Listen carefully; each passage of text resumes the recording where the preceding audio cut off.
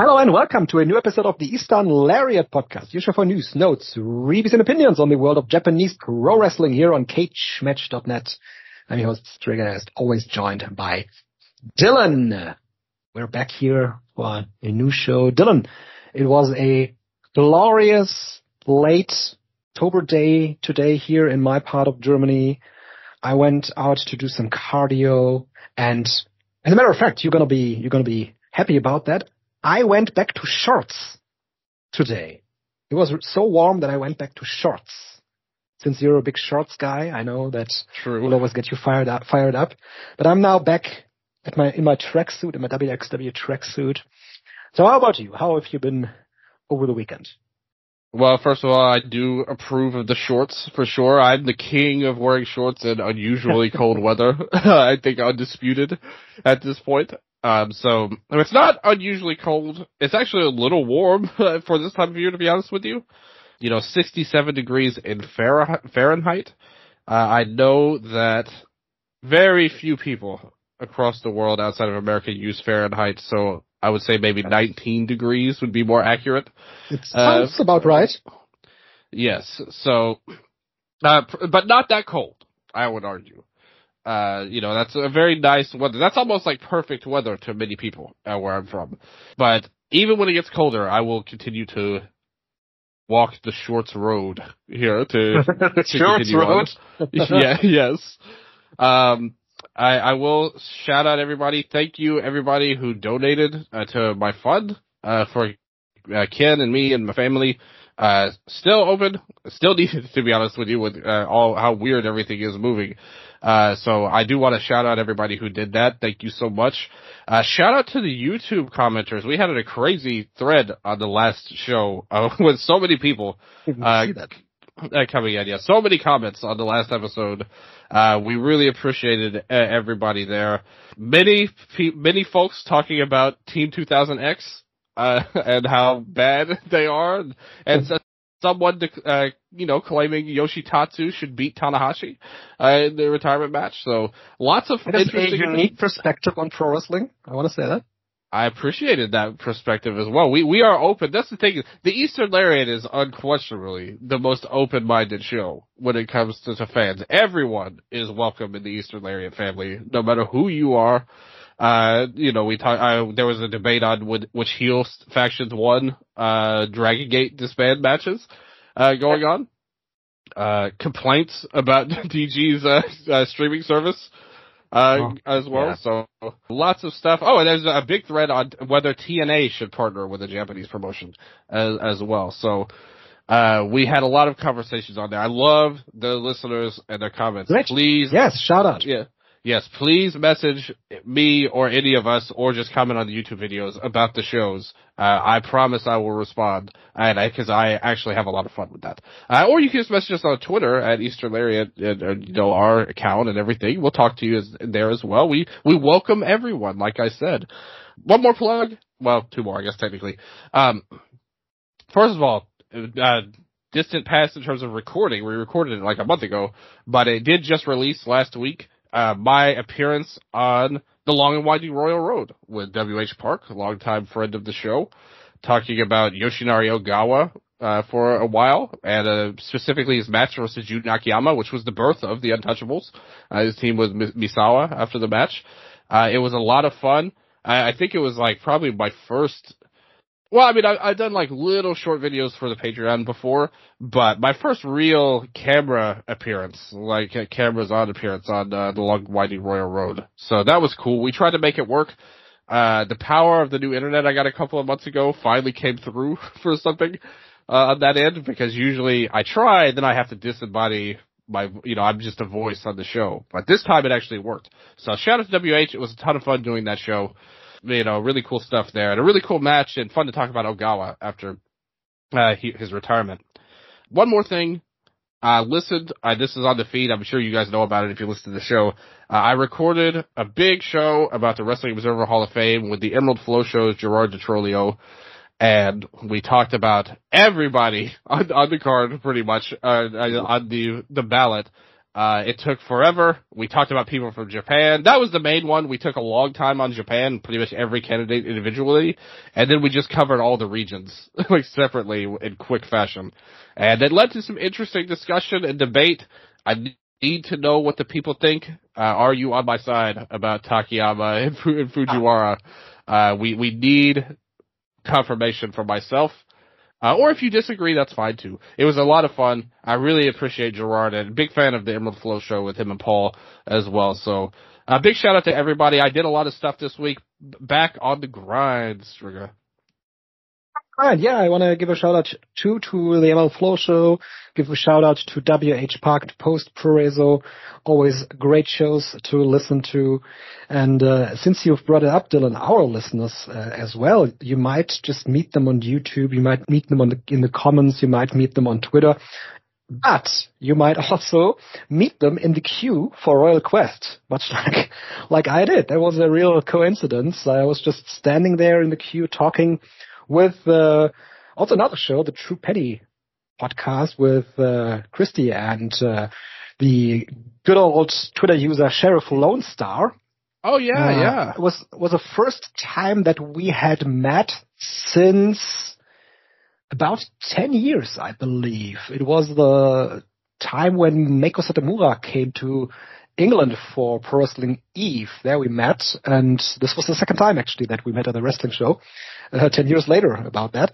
And we were talking, and somebody walked up to me and said, "Hey, are you STRIGGA?" And I said, yes, I am. And we got in a brief conversation about the Eastern Lariat, how long he has been listening. I unfortunately forgot his name, so I'm really sorry about that. If you're listening to this, I'm sorry, really sorry about it, but I was so excited that I got to meet a listener here in the queue. That was a cool experience once again to just, find out what people like on the show. Specifically, what was mentioned here, Dylan, is a Dragon Gate. We always bring up Dragon Gate, not always, but from time to time we bring up Dragon Gate, and we'll also do that on the show. That is something that brought him to listening to the Eastern Lariat and to actually watching Dragon Gate. Oh, that's great. Shout out to True Penny Show. I've known both of them for a while. Was Christy actually there?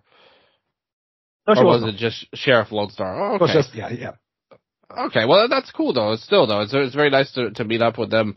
And the fan, I would never have forgotten the name if it was me. I'm so sorry about that. But I also would not have gone to Royal Quest if it was me in the first place. Way to rub it in my face, Dylan. Thank you. Yeah, so we know. But like I said, you made the effort, though. You made the attempt to go there. And that's what we need most in this world, Strigga. It's the effort, the love. And you showed it, he showed it, and thank you. Thank you to everybody who listens and says nice things to the show. And I've definitely been more into DG lately, and Strigga, I definitely believe has too. So there's gonna be more DG in the future on the show for sure. Absolutely. Hopefully everybody, like I said, there was that weird period where things were just so dry and and boring for a while. But at the start of the show, that was one of our main things, years ago. When would you say, because, again, not to spoil the Hall of Fame show, but Shima was a candidate on the ballot, and we went to some of his stuff, again, for the third year in a row, here. Would you say that really your peak fandom of DG, what would be the end point to you of that? The good days. They're bouncing back now, but the original peak, because that used to be your jam. I remember us debating DG. There were actually, I think, 2 points in time. My original Dragon Gate fandom was from 2005 until 2008 was my original fandom. And then I think from around 2012 until 2017 was another peak era, with just tremendous stuff happening, and well, that was a good point I was going to make, because like everyone points to the Strong Hearts leaving as like the end of the era, but what they don't realize is the company kind of sucked that last year. That's where like things went down before that, when Shingo was there complaining and all of that, and a lot of like Antias was a deal, and it was like exactly. That's when it really the failed T-Hawk push. Yeah, that wasn't handled that well, and everything. But we did reminisce about the era of the Strong Hearts leaving Dragon Gate, but then them becoming indie draws, like with Wrestle One and all showing up all over the place as well. That's kind of a forgotten moment in history, especially because of now how Great's doing, where it's like, oh, this company's in total shambles with Shima at the head. But they were once a big deal with all of that. That's correct. And so DG, I would say your ending point was accurate about 2017. We need to talk about one day why you left off about 09 to 12, because that was like my peak, was like 09 through Team Doi era of Dragon Gate. I mean, I left right at the beginning of the DG USA era. And that's when I came in, pretty much. Yeah. There were various reasons, mainly because I had started studying and I was not watching as much wrestling as I was before, so I was kind of dropping out at that point, and I got fed up with the trope of Dragon Gate main events being ruined by countless run-ins, so that really pissed me off. I think that continued for many years. Specifically, wanna give this to the Muscle Outlaws, because that's I hate it so much. Well, I understand that. I'm not disagreeing with you for sure on that. You did, and that was the legendary Hulk and Shingo Apuestas match, which many people point to as one of the best GG matches, and I would as well. So that was good. There was stuff that happened, but I definitely could see where you're coming from on that, and that was the era too where. That was probably around the time, remember, all of the spin-off promotions. We always talk about El Dorado was your favorite, but there was many others. There was, Toryumon X, TTT. Yeah, but Toryumon X, that was a thing before that. I think that ended up in about 2003, I think Toryumon X ended. What about Dragon Door? Dragon Door was the predecessor to El Dorado. That was around 2015. Or 2005 as well, perhaps on there. Oh, 2005, yeah. Yeah. But Toryumon X was before that. Okay, well, they were all before, but they were all lineage. Like there was multiple spin-offs, and all of them failed miserably. That's correct. Yes. Overall. The one spin-off, though, Dylan, that is still around is Secret Base. Pro Wrestling. Secret Base is still around. Base. Yes. Yeah, you're right. You're totally right about that. Just gonna look up who the current captain of that's my favorite championship name in all of wrestling, by the way. The captain of the Secret Base, and champion right now is Hanaoka. Okay, well, very worthy champion, Hanaoka. Good stuff. I appreciate Secret Base. I've always been a Secret Base fan, despite how secret this base is. STRIGGA. But secret. It's so secret that I even question sometimes if they even are fans in the audience, because the pictures that they upload on their website don't indicate that they are like actual people. Red Basement Monster. Remember the good old days. They are not even. I mean, usually Secret Base is running in Shofu outside of Tokyo. Sometimes they're actually running Shinjuku. They ran in Shinjuku Face recently, so I'm guessing they had fans in the audience. But usually they are running a place called Shofu Heartful. That's their main base, actually. Yeah. There you go. Like I said, Basement Monster was the good days, and now they're trying to move on. But hey, if they ran Shinjuku, they must be doing decently enough. So like you said, they deserve, well, depends on your definition, I suppose. But, regardless, you have to praise them for lasting all these years where, like I said, I remember that era where there was all of these promotions that came and went in short order. So we have to like them. But, thank you. Long roundabout story short. Thank you to the fan, and hopefully DG can continue, its hot streak right now and be good, and everyone can be happy watching it.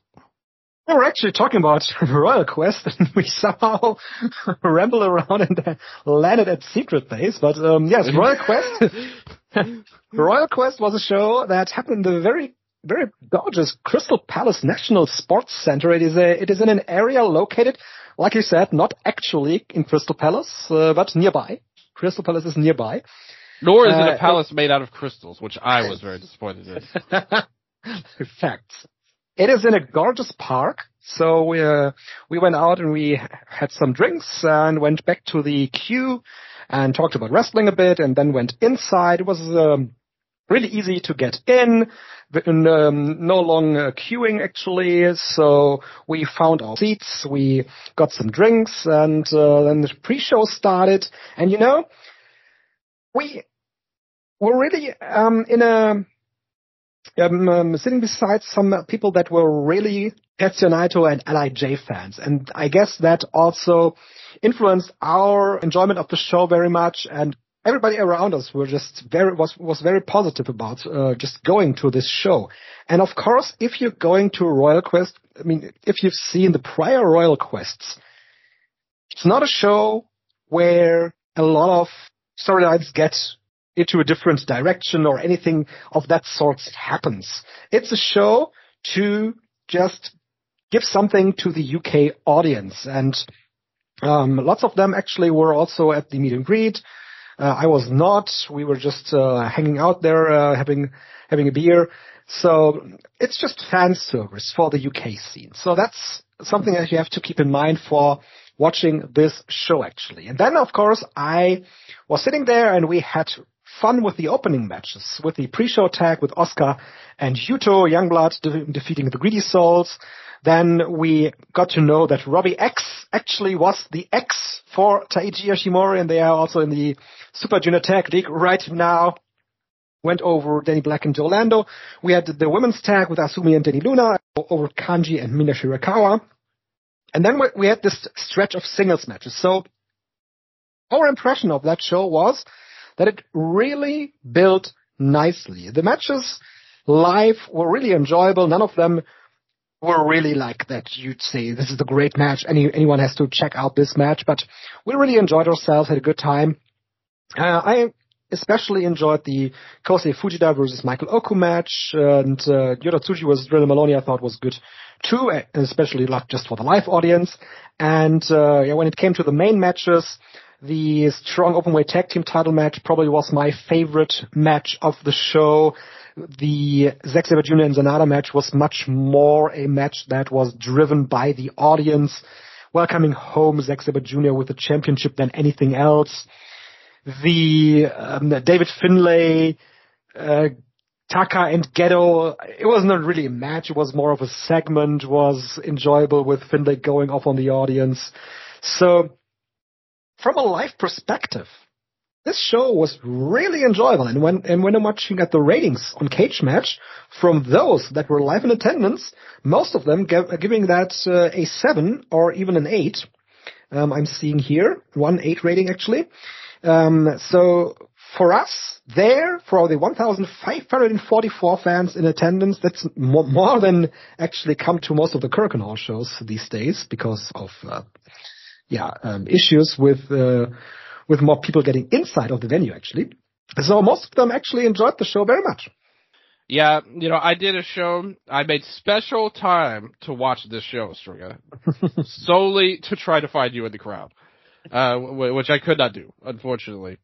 Yeah. I agree with you. The tag match was my favorite match on the show as well. Because we got some really good Ishii versus Mad Mikey action, which the G1 denied us this year.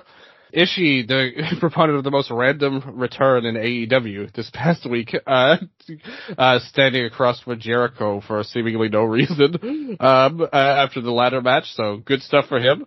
Mad Mikey, I always respect his work, so that was a lot of fun. Tanahashi did put in some effort, too. I was kind of wondering, is this gonna be a night off? But no, they did good on there. So that was a pretty good match.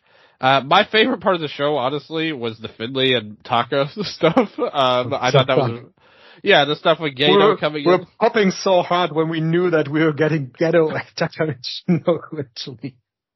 Yeah, and it was really well done. I mean, I think that kind of doesn't speak highly to the show itself, that was the highlight of the show, but I thought it was a fun, true, the spirit of pro wrestling angle here, with all of them. It was fun. I do kind of wonder what purpose this served. They could have had a tag match of some sort, I think may have been better, but it's fine. No idea, actually. It's fine. I was under the impression that maybe Finlay was hurting a bit and couldn't really go. That could have been one of the reasons. Oh yeah, that's good. I mean, there's no reason to have a long match with Taka. To be honest with you. So that's what I'm saying. It was a short match to begin with, yeah. Yeah, exactly. So it's fine.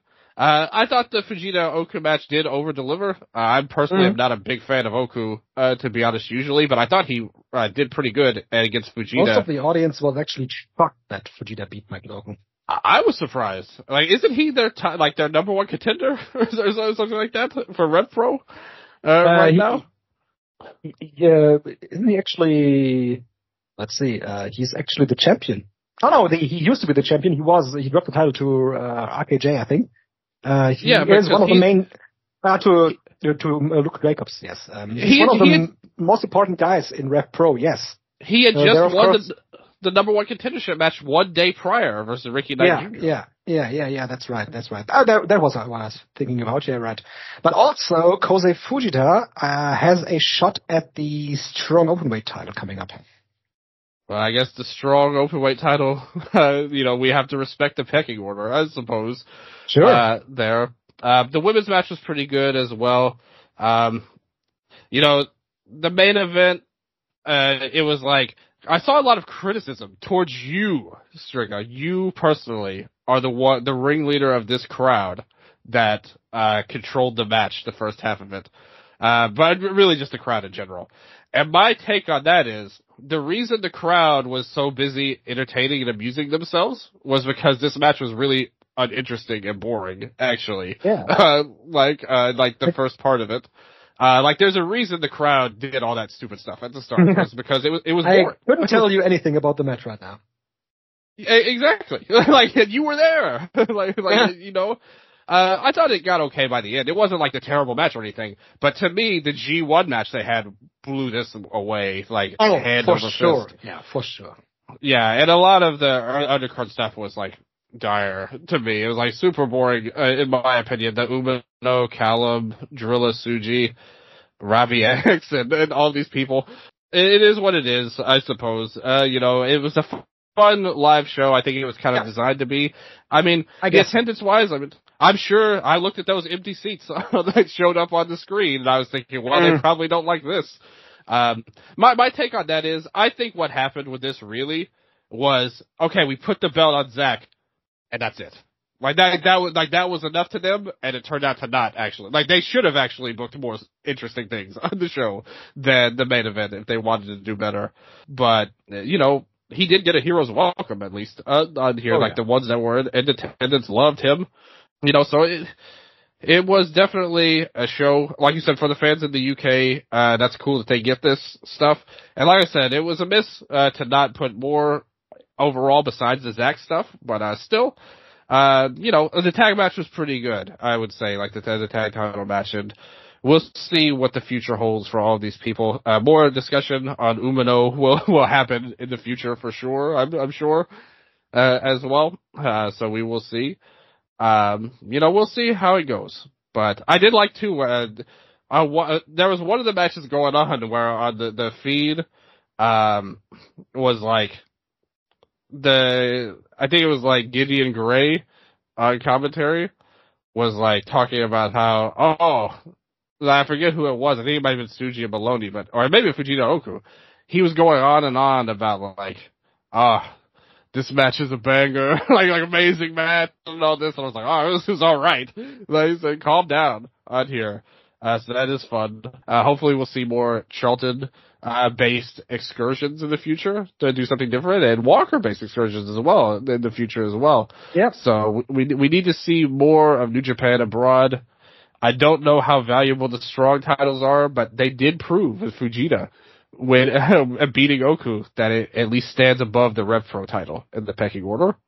It does. It does, seemingly. Yes, so really nothing more to add to that. It was just a good life experience to have seen Royal Quest live. It was the first time that I actually got to do that because my vacations allowed that. But I'm probably not going to go back for a Royal Quest once again. Just happy to have experienced that. And that's that. Do you think that they'll continue doing these shows? I'm certain they will. Yeah, because like the draw was so weak, and like when they wanted to put it, like they clearly tried to do a lot with Zach in there, and they didn't put that much effort in the show otherwise. It kind of makes me feel like they're not that interested in doing anything more than what they did. They're probably not interested into putting lots of effort into that show, but they surely are interested to keep that going just because what I just said about the meet and greet. They sell, of course, the meet and greet tickets. And which you did not fall for. You did not get suckered into the meet and greet, STRIGGA. I did not, but lots of people want these meet and greets and want to meet the wrestlers and want to take pictures, and that's good. And I think just for that sake, this show is worth it for New Japan Pro Wrestling. If you had gone to the meet and greet, who would you have went up to? Of course, Zach. I would have gone. I would have gone to Oscar, to Yuto. Tsuji as well, to get another picture with Tsuji after our WXW picture months ago before he came back to New Japan Pro Wrestling. I would have gone maybe to Tanahashi as well, of course. Yes, that would have been those. I feel like they should have comped you, to be honest. Like you should have gotten a media pass or something like that. Who do we contact for that? Can we talk to like? I mean, I didn't contact anybody. I just bought a ticket like a regular fan. So that was your mistake, STRIGGA. Next time we're getting you the media pass. You're walking up to Tsuji and he will say, "You famous," guaranteed. Well, we'll see. We'll see about that. Yeah, somebody who is supposed to be famous in the UK and one of the main focuses of Rev Pro in recent months is actually Robbie X Dylan. And like I said, Robbie X was presented as the newest member of the Bullet Club. And I want to say, in comparison to Robbie X in his pink gear, this one, the Bullet Club Robbie X, is a big upgrade. But we're, of course, talking about a very mediocre level of upgrade, I want to say. Not too much of a fan of the guy. I think he's all right. The push that he's given recently, I stood before puzzled because I didn't get that he was that kind of a guy that could be a main player in British Pro Wrestling, and now he is in the team with Taiji Ishimori in Japan in the Super Junior Tag League. And I've stood true to my word, Dylan, here. I'm not a liar. I have not watched any of the matches so far, but you have. Can you tell us about this wonderful Super Junior Tag League? Who was doubting you on this, STRIGGA? Who said no? He is definitely tuning in for a Junior Tag League. I'm just defending myself here on this show, on my own show. Yes, no one questioned you. Without being questioned. Yes, everyone believed in you, STRIGGA. You have to stop this low confidence of yourself here. But I would say, yes, I did watch the first two nights, and you have to question anyone's sanity that would do that, I would say.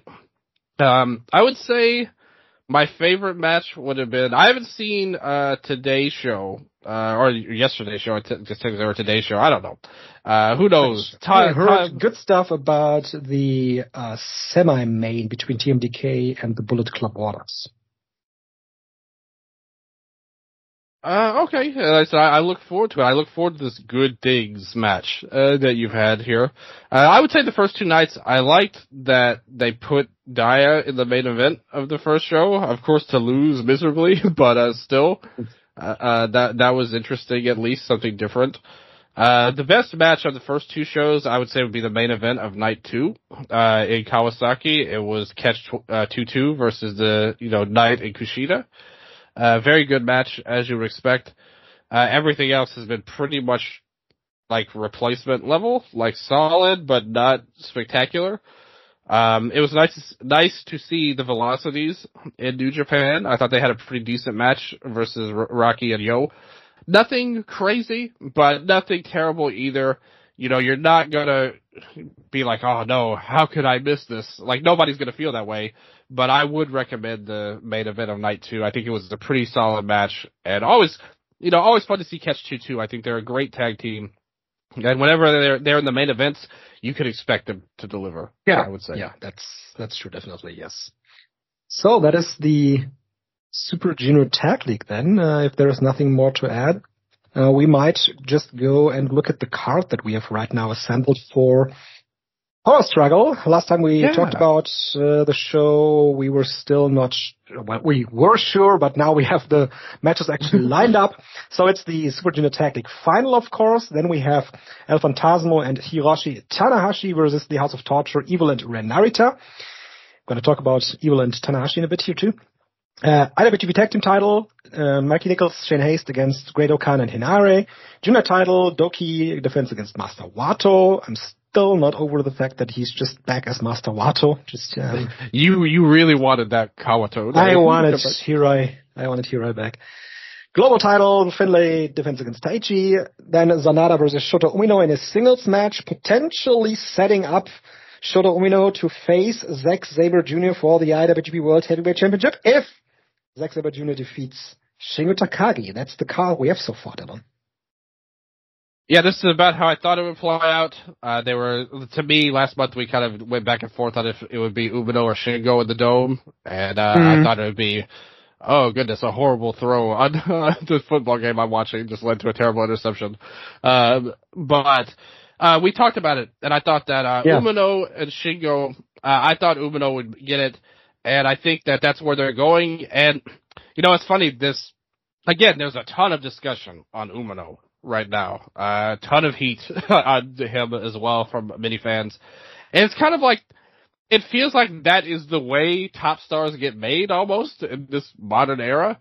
I mean, going back to, you know, even in WWE with Cena, you know, Roman Reigns, Naito in New Japan, you start off being the most hated guy and everyone's saying how he sucks and is way overrated, and then he becomes the top star of the company. And I feel like that's Umino's path right now. He is in the hated and very much should not be pushed phase of his career by many fans.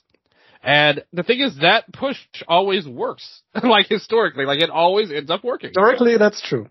And so it's very interesting how he is now the next chosen one of it. I personally agree with the fans, actually, that he's totally not ready at all.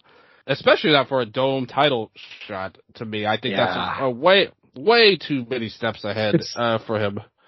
And the thing about it is, historically, you're correct that push works, but even Okada, when he started off, was booed heavily by the fans when he came back at the Dome. Yes, but in contrast to those that were Okada, and of course the other example here is Tetsuya Naito.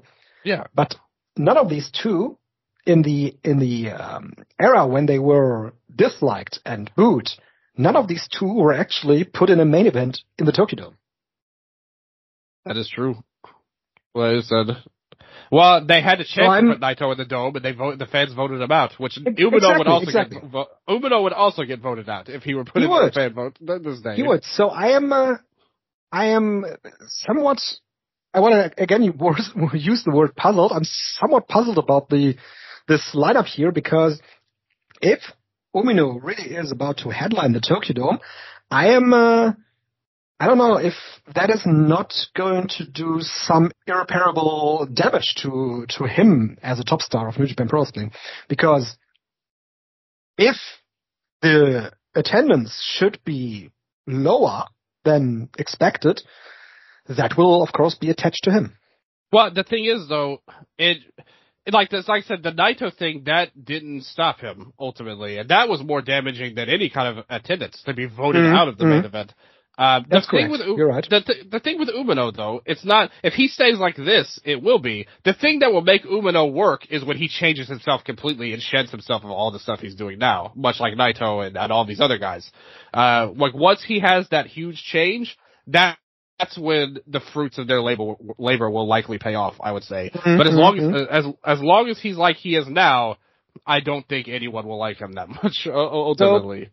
So could we see a scenario, for example, like he's not changing anything about himself. Like the match at Royal Quest was just him, the usual Shota Umino that we've seen months and months ago, and who's wrestling his matches right now. It's him. It's him in his face right now. But could we see Shota Umino losing the main event of the Tokyo Dome?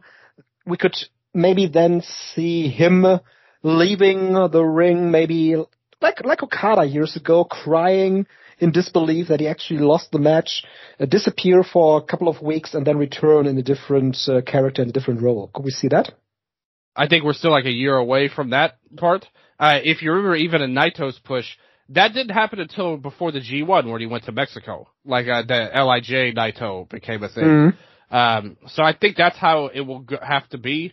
You know, he will suffer lumps for a while and it may just be possible they don't even realize that what they're doing is stupid right now. And they have to wait until it gets so unbearable they're forced to change him. I could totally see that playing out as well. But I think that historically that's how these pushes go. The fans hate on whoever that chosen one is, which is clearly him, by the company right now. And then he changes himself completely, and he becomes a huge star at the end of it. And I could totally see that happening with him as well. Even though like I said, right now it's hard to envision that because we don't know what that change is. Nobody could have predicted LIJ would have been Naito's path forward. And nobody, when Naito first returned and just uttered this catchphrase, the Los Ingobernables, nobody could even imagine how popular this act was going to be years and years after that. Yeah, exactly. So like we have to wait to see what that is. Like I'm already waiting to see what stage, whatever the next stage of Umino is, because this one's clearly not going to work. Like this stage is not a main event player under any circumstances. But I think they want him to succeed. So they're going to give him every chance, and that's going to mean changing him. And in all likelihood, whatever dark side Umino like bullcrap they do, when they need to change him, I'm sure that will get people talking. But we're still a year away from it, and what we have right now is not that interesting, unfortunately. And I'm not that interested in this match either. I'm not that interested in the title match that much either. I mean, it'll be good, but Shingo's not going to win the belt. Like, it's the traditional power struggle, like title match overall. And I don't know. I was skeptical of Zack as the champion at first. Increasingly becoming so.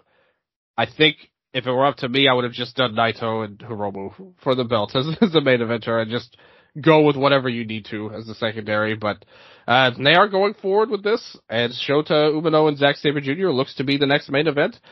The only thing I will say, I would take that even over the Umino we have now. I would take that over some kind of multi-man nonsense. I hope that they don't try to do something like that with the AEW connection with Wrestle Dynasty. I really hope they don't try to do some style of match like that to where they throw in more people. It needs to be a singles match, in my opinion. Do you think they would main event with Zack and Umino, or would they try to... Because I think they're definitely going to try to draw parallels between Umino and Naito's journeys. I think that's very clear. They're setting that up already. Like the stage was set last month with the fan reaction. Do you think they would try to do another vote type of deal again, like Hiromu and Naito versus Zack and Umino? It's always possible. I mean, we're just one Tokyo Sports article away from Tetsuya Naito just proposing that, right? So, or just put Naito and Hiromu in the main event. So straight up, like, not even do any fan vote. Just be like, not the main event. I mean, you could go either way with that. It's just, it just all depends on, I mean, it's professional wrestling. It all depends on how you make it look, Yeah. And when you just go to Naito and Hiromu and you say, this one deserves the main event because it's probably going to be the last time that Tetsuya Naito or for that matter, Hiromu Takahashi will be able to have that kind of match in the Tokyo Dome. That's a good reasoning. If you go and say Shota Umino is slated to be the next star, he needs to be in the main event, you can find good reasons for any of those outcomes. Just True. Depends on how you make it work and how, and that's important. Important is that you make sure that nobody actively and in a long term gets hurt by being set back. Yeah, and I can't see any path forward where this version of Umino works. Like there's gonna have to be a big change, I feel like. And I'm just kind of waiting for that. But definitely right now, if anything, it could be a very good reaction from the crowd, like since it is in Osaka. I get another great parallel for Naito if they want to go that route. If that crowd comes out and boos him vociferously, I think that would be that would be great for him.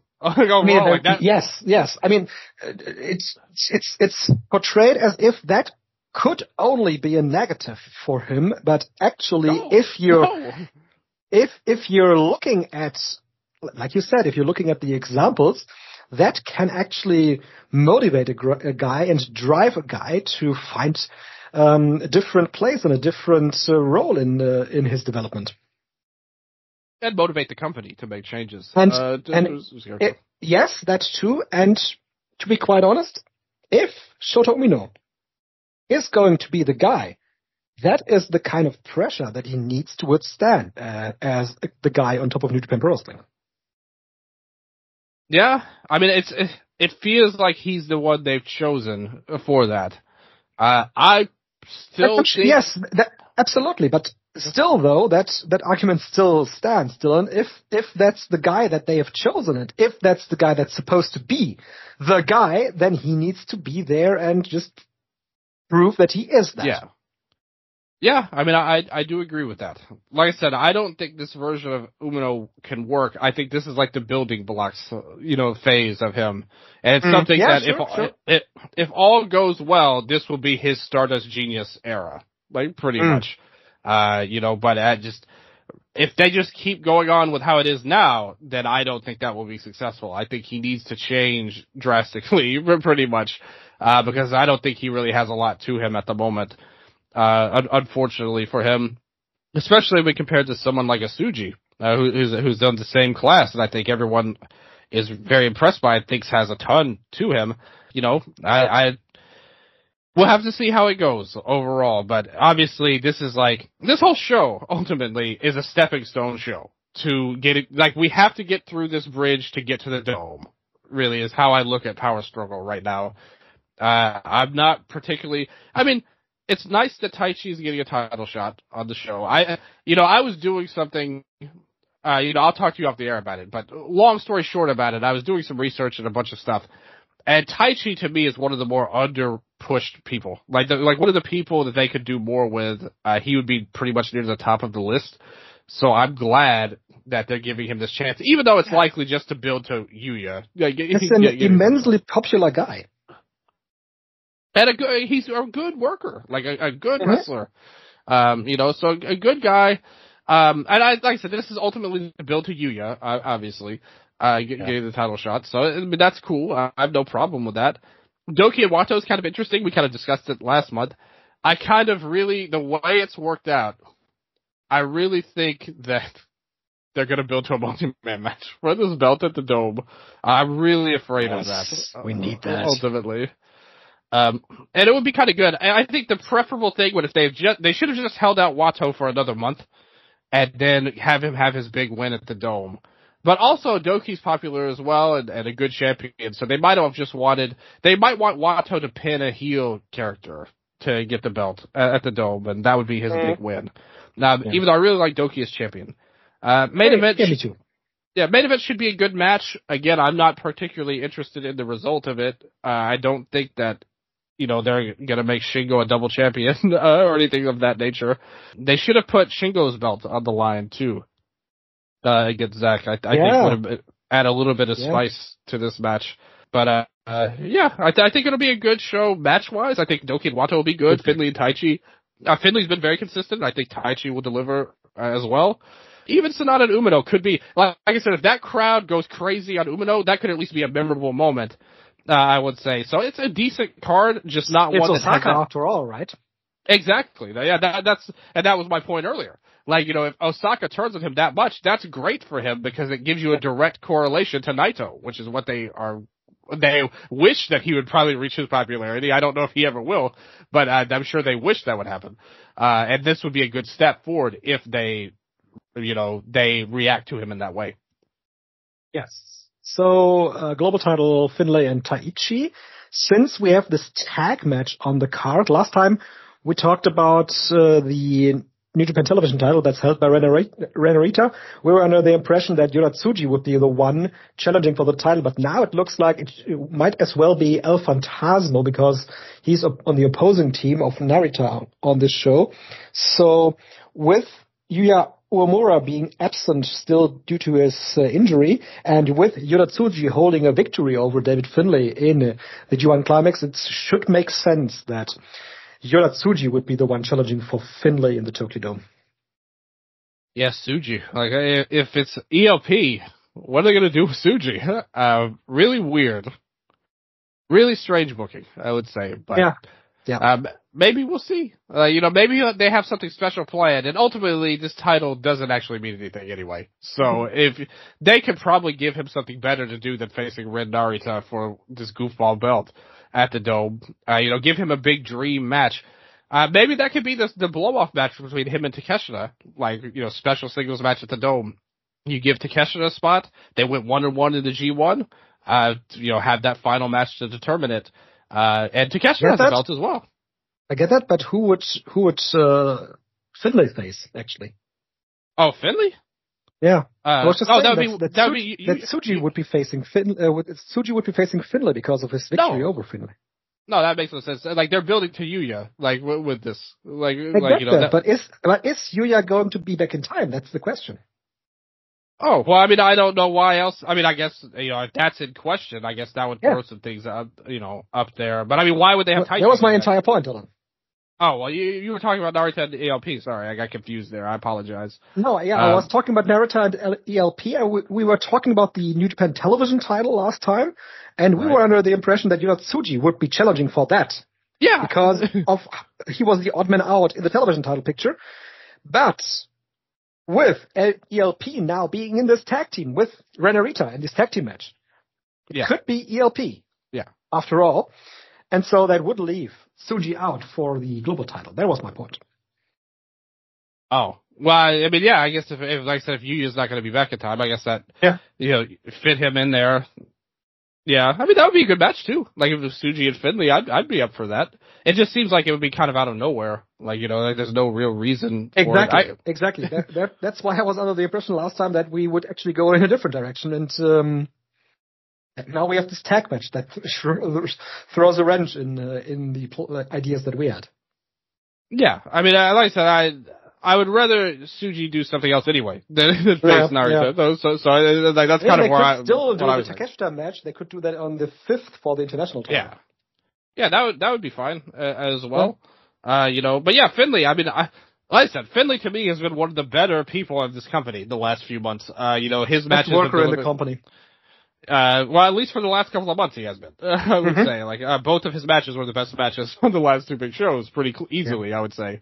I think this match will be very good with Taichi as well. So, they definitely have a chance to do something with him.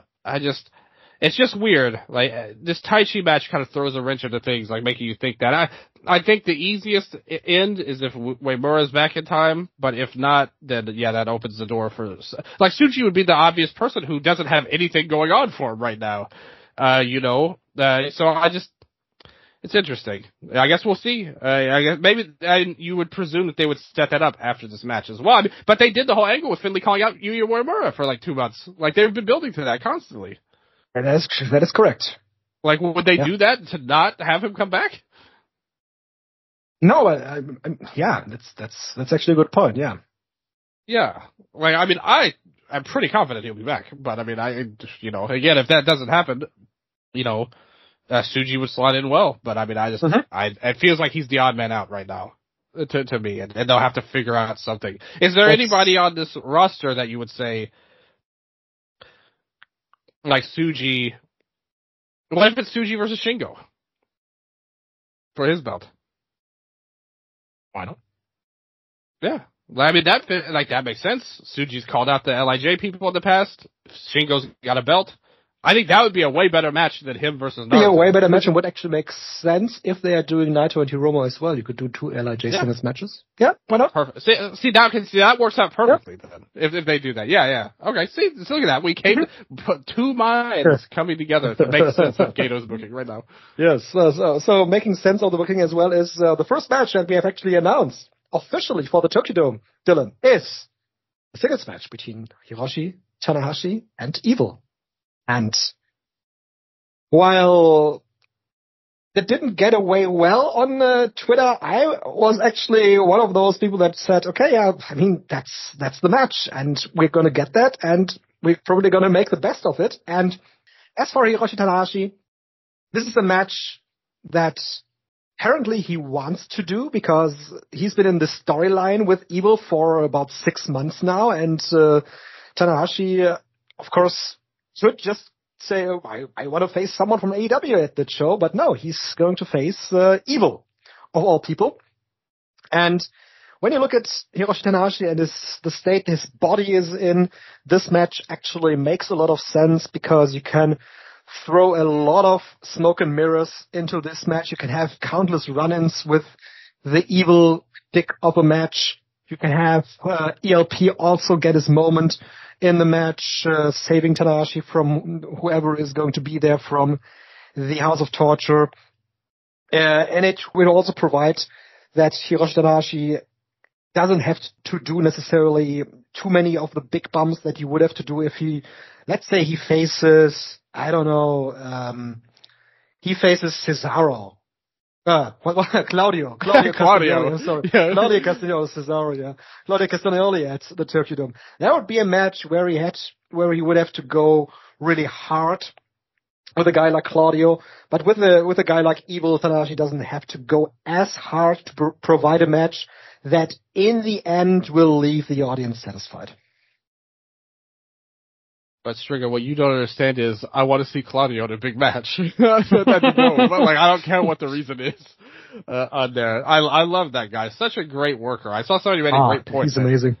Yeah, they're like, he's as good as Gunther, like Walter and all of that, but it's just Walter's been booked great and Claudio's been booked crappy his whole career. And that's kind of true. Like, ultimately, like, if he was booked the way Walter is, he would be considered this all-time legend to me.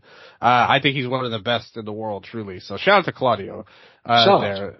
Very European, as his Ring of Honor gimmick used to be. I used to love that when I was younger. He was nice. Yeah. Yes, always drinking coffee. What a fun guy. Love Claudio. Tanahashi, Evil. I think both sides of the two, because this is a lot of discourse around this Tanahashi and Evil match. I think both sides have good points, to be honest with you. I think the pro, like what you said is true. Like, totally true. This is clearly something Tanahashi wants because obviously him and Evil have, ever since, Watanabe's days as a young lion, he has been very close with Tanahashi. That's true. Tanahashi also is smart enough to know that he probably can't go out there and put on a 5-star match or anything like that anymore. So, but he can go out and have a good heroic versus villain battle here in the Tokyo Dome. Like you said, that everyone will be happy with by the end when he overcomes the odds and all that stuff.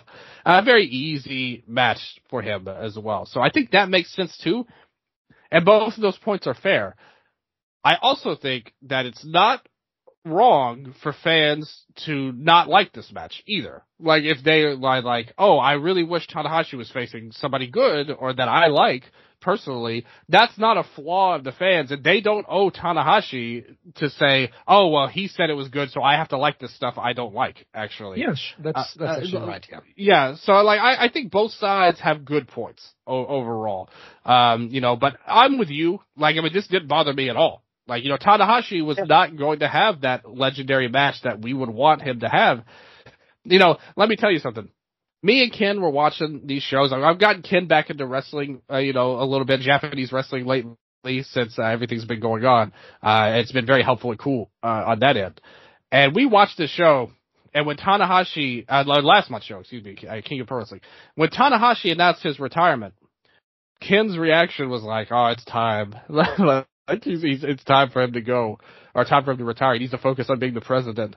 Again, even with everybody, I didn't sense anybody saying, "Oh God, how could he go and retire like this?" Pretty much everybody knows, that he is not the Tanahashi he used to be, I think. So has this last year, which could be very lucrative business-wise and help the company. And I think that's what it is. It's not about having banger matches up and down, I don't think. I think everybody kind of accepts that Tanahashi is not where he was. And I think nobody, like I said, I think I can understand why certain fans would want him to face a more traditional opponent. But also, when you look at it, everything you said was accurate. And I think that's exactly how it will play out. And it'll be good for the fans in attendance and fun for Tanahashi. But also, I don't blame people who maybe would want him to face a more traditional opponent. I think that is a good summary of what we're going to get at the Tokyo Dome. I guess that concludes our talks about New Japan Pro Wrestling for now, Dylan. Or is there anything else? I want the closing angle of this show after Zack beats Shingo. I think that might be where the fans really go crazy. So if Umino walks out at the end of the show, the crowd is going to lose it if that happens. So for sure. But the other angle I want is when Shingo loses when he's walking backstage. I need Tsuji to be sitting on a production box or something and just smirking at him and shaking his head you lost again. The type of thing. And to set up their match. That's the angle I need. I'm just thinking about how Shota Umino could be even more hated, and just imagine that. So Zack beats Shingo. Shingo is walking back the aisle, and on his way, Zack once again says, "Hey Shingo, turn around, great match here. This is the cheer from your audience." And then Shota Umino runs down the aisle, and from behind he attacks Shingo Takagi. And then gets into the ring and challenges Zack Sabre Jr. Ooh, Osaka would become unglued. Yeah, see, but you run the risk by doing that you actually you give him an edge and make him cooler than he is. We can't have that, of course, yeah. Yeah, the reason he's so hated is because he's such a lame geek. And nobody thinks he's ready. So you can't have him be a badass. You have to have him. What in reality will happen and what will get him booed is he's going to calmly walk down the aisle and shake Shingo Takagi's hand. Yes, exactly. The fans will hate that if that happens. Well, that's kind of what happened last month. He just came out and said his piece. And I'm here. I'm Shota Umino. Boo! Yeah, yes, exactly. That's what we need. We need more people coming out and announcing, "I'm here." Oh, one more thing, because it's something I heard talked about. I want to hear your take on it. I've seen discussion reports on it. What do you think of the idea of Shibata wrestling on this New Japan and AEW shows? Do you think they'll give him a chance? Because it's been stated there's still heat over him and Narita and all of that. Yeah, see, Hiroshi Tanahashi, he was asked that in the interview that he gave, or in the press conference that he gave when he made his official retirement press conference, and he was asked about, of course, Shibata and Shinsuke Nakamura. And the only thing that he really said about that is that there are various issues to overcome. And the wording, I thought, was very interesting. I double-checked that with different translations, and you can translate that with problems, with issues. It all comes down to that there is hurdles to overcome to have a match between Hiroshi Tanahashi and Katsuyori Shibata. And of course, the match with Shinsuke Nakamura, there are completely different hurdles to overcome with that. Of course, with New Japan and WWE not really working together, and Shinsuke being there for Pro Wrestling Noah. I think the likelihood of the Tanahashi and Shibata match actually happening is low. But the question that you asked me last time is how likely I thought it would be that Tanahashi would face Shinsuke Nakamura. And I want to once again say, if that's something that Hiroshi Tanahashi actually wants to do, I think there would be a way that the company could make that happen. But then again, we know that Japanese companies and New Japan often has been on the forefront of that. They are very stubborn and they hold grudges. Yeah. So, likelihood? Probably low. What about Tanahashi versus John Cena in a match? Double retirement. That's another idea I saw floating. At this point, I think Tanahashi versus Cena is more likely than Tanahashi versus Shibata. Well, there you go. That's something we can all speculate on and hope for. That would be amazing if that happened, to be honest. I would love that so much. Yeah. Yes, exactly. Like, that would be the talk of the wrestling world if that were announced somehow. But yeah, we'll see how it goes. We still got a year plus to go for that, and we'll see what kind of big plan they have for that. But it starts off with the real main event, Tanahashi versus Evil, the dream match, to build up to those legendary matches and opponents. But it is interesting, the talk of Shibata coming in, not even just to wrestle Tanahashi, just to wrestle on these shows.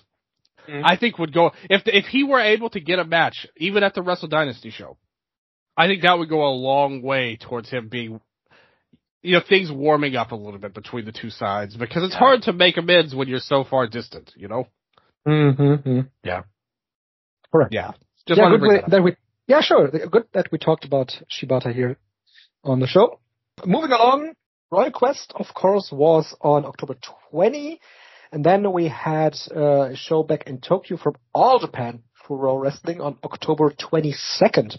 Korakuen Hall, 1,296 fans in attendance for the Triple Crown match between Yuma Aoyagi and his challenger from ELPIDA, Ren Ayabe. The match went almost 30 minutes, and Yuma Aoyagi, in the end, won it with the Fool in a finishing stretch that I thought lacked a bit of excitement, because it was very clear that Aoyagi, when he went to the Rockstar Buster and the Fool, would in the end win the match.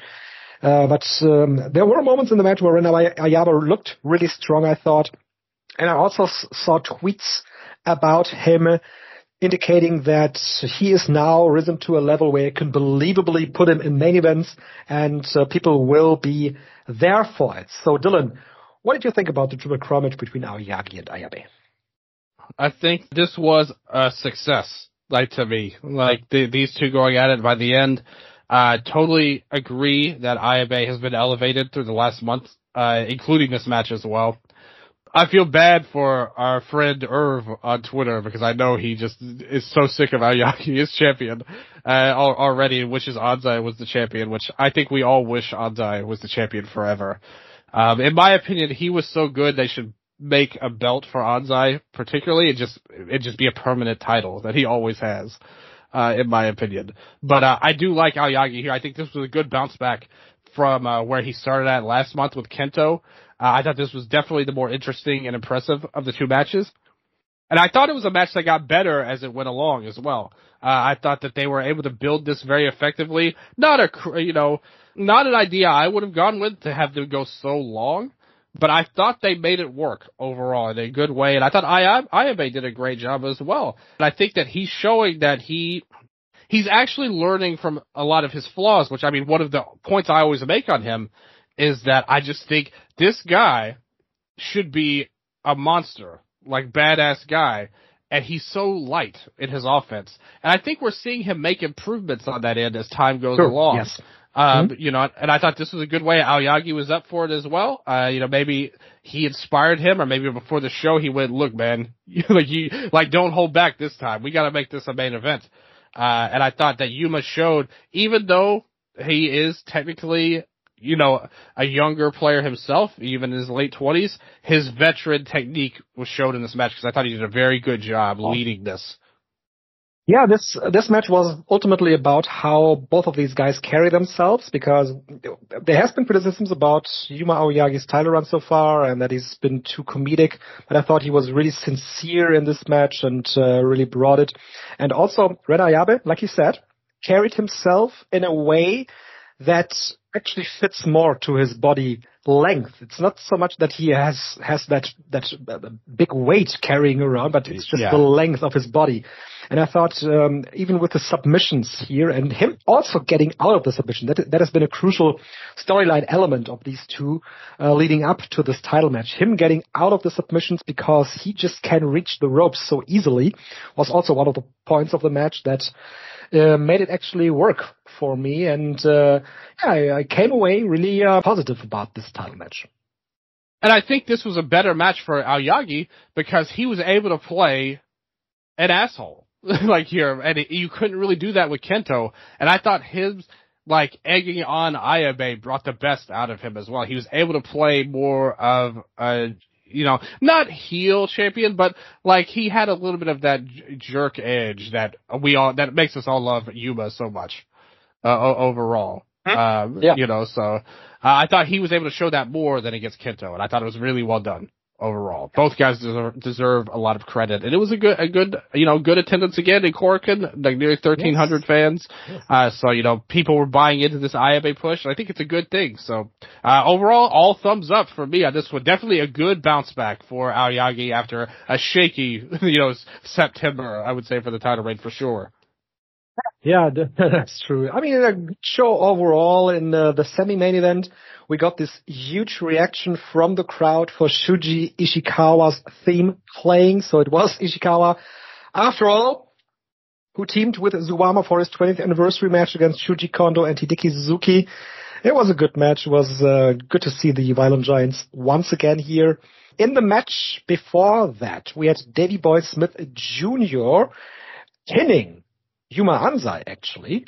That was the surprise. I would have actually thought that Yuma Anzai would be the one being pinned, especially because he holds the belt right now as well. So Honda would have been the one that I would have thought. But Anzai, as a former Triple Crown champion, was pinned by Davey Boy Smith Jr., so it only makes sense that Davey Boy then challenged Yuma Aoyagi to a title match. That is going to happen at the beginning of November.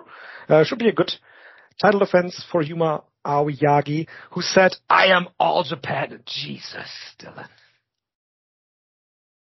Well, I don't know how he came to that conclusion, but he is definitely in All Japan. I will say that. I will give him that. He is in All Japan. What makes him believe that he is Jesus? I should imagine. Yeah, that's true. Again, what made you think this, Davey Boy? I think we need some explanations, some answers. That wasn't Davey Boy. It was Yuma. He's Jesus. Okay. Well, even still, that also doesn't fit though. So that doesn't make any sense. But regardless, I think most people kind of anticipated this is where we were going with Davey Boy, that he was going to get a title shot, and sure. It's very logical booking.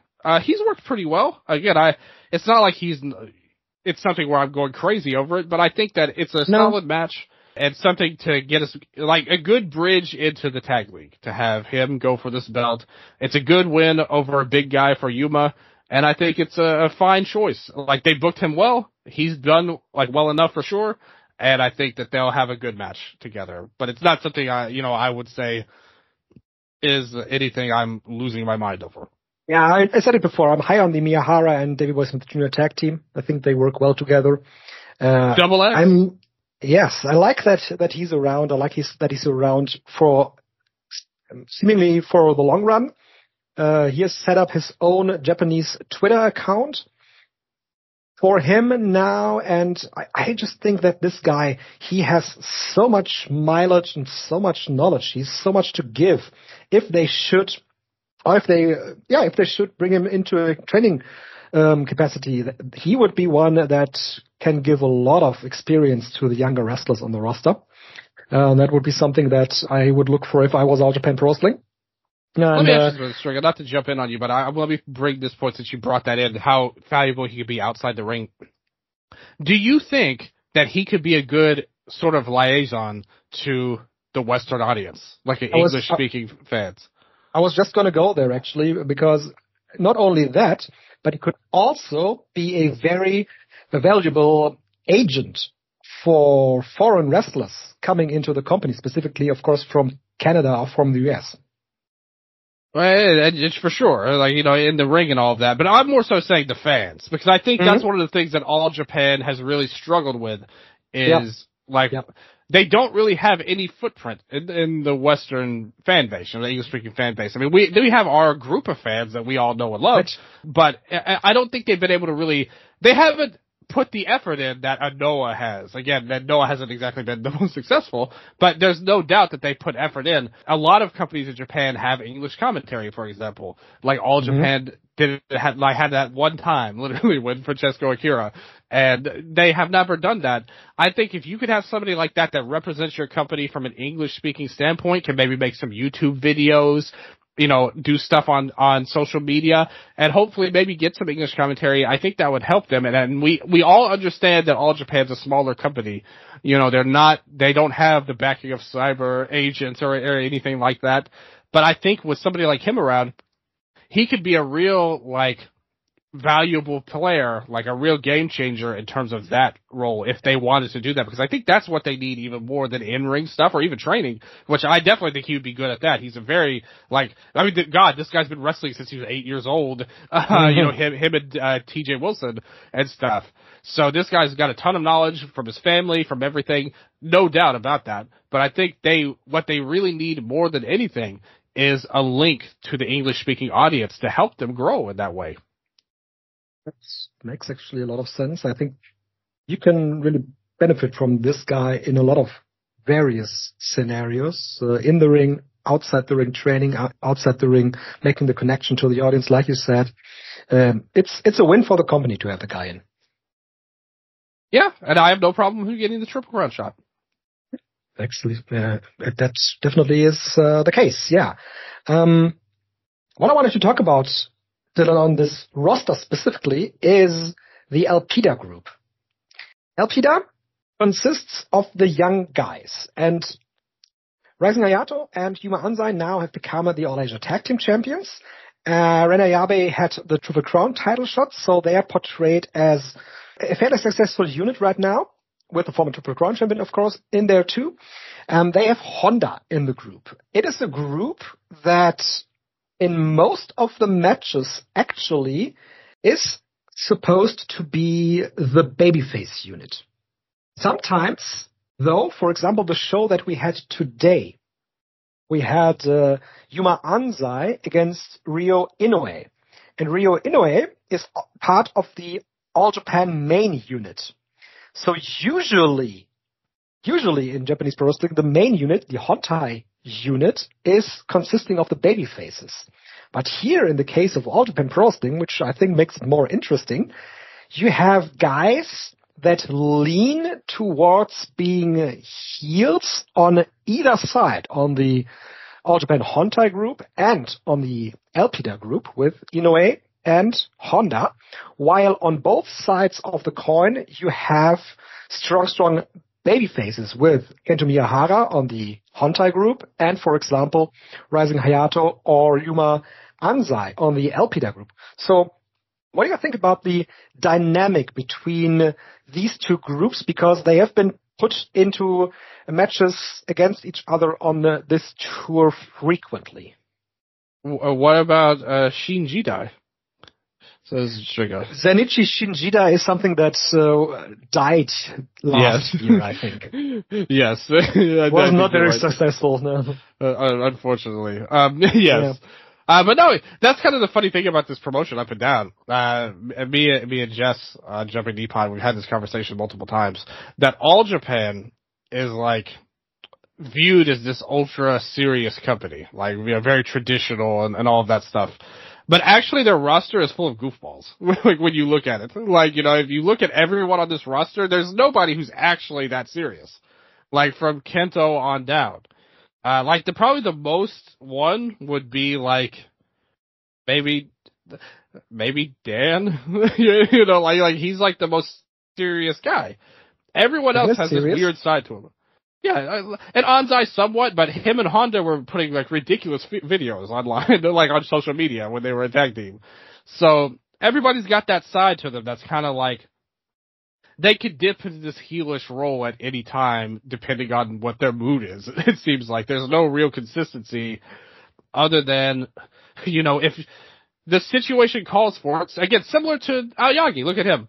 Against Kento, he couldn't really be a full asshole that he wants to be and that his heart desires him to be. But against Ayabe, he was completely able to do that. And that's two different sides of the same person. And in between that, we had the match between Triple Crown champion and Garo TV champion at the time, Fuminori Abe versus Yuma Aoyagi in Shinkiba First Ring, which was a match where both guys leaned heavily into their comedic side. Yeah. And I think that's why Irv doesn't like Aoyagi right now as a champion, because Anzai was, as the champion at least, I mean, he did do goofy stuff as the tag team, but when he was Triple Crown guy, he was the ace character, like just straight up, great wrestler, everyone loves him, like good guy, babyface player. And I definitely think that's, for main events, that's what you want ideally. But it's just hard when there's so many goofy people on this roster, ultimately, up and down the card. When you look at it, even though they have their serious sides too, as I said, literally everybody has that side to them on this roster. Even Hideki. Yes. Especially Hideki. Especially Hideki. Yeah, I mean, we know what him and Sato are. He's always portrayed as this super serious guy. And that is something that, for example, like Minoru Suzuki also is the guy that is always portrayed like example. This, that he's so serious about professional wrestling. And look at the guy. He's wrestling, he used to wrestle Mecha Mummy. I remember that very well. You're totally right. And I think that's a thing on the roster which could be viewed as a positive or a negative, but I think it's not like it's one person, it's basically the whole roster. One or two guys. That's right. I would say. Yeah. Mm-hmm. Look at Osho teaming with Jiro. Yeah. What'd you think about the new guy, Nagao? I think he's great. Yeah, I liked him too. He showed a lot of potential. Yeah. Yeah, and it helps that he was wrestling Inoue, who's another guy I think is like, I mean, he's kind of, because he hasn't moved up or done anything, I think he's become kind of underrated. But in the ring, I think he's like really a strong player. He's really sharp. That is why I was so disappointed when I watched some of the matches from the show on the Sunday, the 27th. Yeah. That Yuma Anzai and Ryo Inoue only went 6 minutes, because that is a match that has huge potential to be much more than that. And they just had this undercard 6-minute match, which didn't really do anything for me, so I didn't really like that. Ryo Inoue, if they ever give him the push in the junior division, I think he'll run with the ball. I like that Nagao also has come out with like basically a very early mission statement that his goal is to be the youngest junior champion. That kind of adds extra stakes. Yeah, that adds extra stakes to the junior belt itself, which I think the belt needs, because I think the junior title is always in this weird zone in all Japan. But so I like that he's by saying that he basically has added not just stakes for himself, but for the title and the division itself, to make it seem like it's something important. Like his journey is now more important than it would have been otherwise. So I think they did everything right with Nagao, and he looked very good. And again, I'm not going to make grandstand declarations after one match, but I think that he's a guy that has a ton of upside, and in a way as well, even though he hasn't gotten pushed yet, you have to hope that one day he'll be able to take that next step. Yeah. And I said it on Twitter too about this show. All Japan Pro Wrestling and Dragon Gate, we touched on Dragon Gate already, and we're going to talk about their upcoming Osaka show too. All Japan and Dragon Gate, they really present curtain hall shows that have a lot going for them. There is excitement in the air whenever you watch an All Japan or Dragon Gate curtain hall show. There is chaos. There is young talent that is about to make it to the top of the company. There is colorful characters here and there. And then you always have something that is fairly new to these Japanese pro wrestling shows. For example, like the third match on the card with the Gaora TV title, Seiko Tachibana defeated Fuminori Abe for the title in 10 minutes. I thought it was a good match, though not as good as the one they had a couple of months ago. I really loved that match. I thought this one was a step down from that, but still a good match. After the match, Kuroshio Tokyo Japan is his name, he came out to challenge his now apparently former tag team partner, and he turns on the guy. I mean, with the Dragon Gate, we are used to seeing turns in this company, but for a traditional pro wrestling company like All Japan Pro Wrestling, these kind of turns, they are not really in the tradition of the company. But with the company turning into a more of a modern direction, we get more and more influences that you would localize more in American pro wrestling, Dylan. Who was the one that always told you and all of the listeners you cannot trust Jiro? And unfortunately, Seigo had to learn this lesson the hard way. Yes. Hopefully now he realizes that I was trying to help you. Seigo, one of the most improved wrestlers for sure. Great performer right now. Had a great run. Listen, at least we're talking about the TV title, at the end of the day. That's something that had been unthinkable. Like a good third match in their series. Cause they did have the one in June was the best one. Like for sure. They had another match in August, which wasn't as good. And I think this one was I thought it was better than the August one, but not nearly as good as the June one. The June match was an excellent match. This was a good match, worth watching, but it's not like, it's anything you have to go rush out and see, but it's a good match, and they're both good. Jiro getting the title shot is obviously something I don't want, but I hope what this is, we kind of talked about it with Umino earlier. Jiro, to me, would be at the top of the list of people that need a dark change. Override his whole gimmick, change. We need a heel Jiro, no more jacket, or maybe a black jacket would be the way to go. Yes. We need the heel Jiro. We need to realize that this was all a fraud. This happy-go-lucky, jacket-loving guy, that was all a lie to cover up his just horrible pain that he's gone through in his life. Learn from his friend. Exactly. Look at that. This is not a good man. He's let his darkness overcome him, and he's tried to cover it up with this goofy stuff. We need a dark Jiro, like emoed out, like very just angry at the world. And now he needs to strike back. And what better way to strike back than to get the Gaora TV title? That is the ultimate way of striking back, I guess. Against the injustices of this modern society. Yeah. Makes it sound much more important than it actually is. Yeah. I mean, I'm trying. They need to hire me for like a hype video for this match. By the way, I would really love to visit that, whatever it is, the room that they have where they always film the vignettes before the Triple Crown matches. Oh yeah. It looks like a King's Mansion. I want to know where that is actually. I want to go there when I'm in Tokyo. That's your mission, Strigga. You need to get some people. We need people to spread the word of the Eastern Lariat in Japan, get Japanese wrestlers to talk to us, and find the secret room of All Japan. Those are your missions. Secret room, yeah. Yes, the true secret base. The true secret base of Japanese pro wrestling. Yes, so overall this was a good Korakuen show, right? Yeah, I liked it a lot. I liked the Gaora match. The debut match was good. And nothing was bad. Like, the tag matches were not bad at all. They were all solid.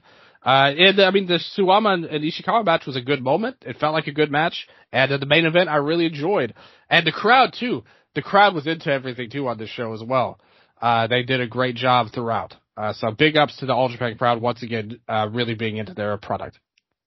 Yes, absolutely. So they are right now on their Hokkaido tour. On the show on Sunday, we had a tag team title match. The Saito brothers defended their titles against Cyrus and Hartley Jackson. It was an okay match. Nothing to go out of your way to see if you're just picking and choosing. I know you did not listen, but I have to get your take. Or you didn't listen because I haven't released it yet. But if you do listen to the very end of the Hall of Fame show with me and Gerard, there was a big moment for me personally, and I think you need to face right now. Gerard admitted that I was right all along about Cyrus, and that he was wrong. So we need to talk about this. Cyrus very much worthy of being talked about on a Hall of Fame show for sure. But he has delivered time and time again, and I think I need to take that. Yeah. And it made me very, very happy. Lap for you.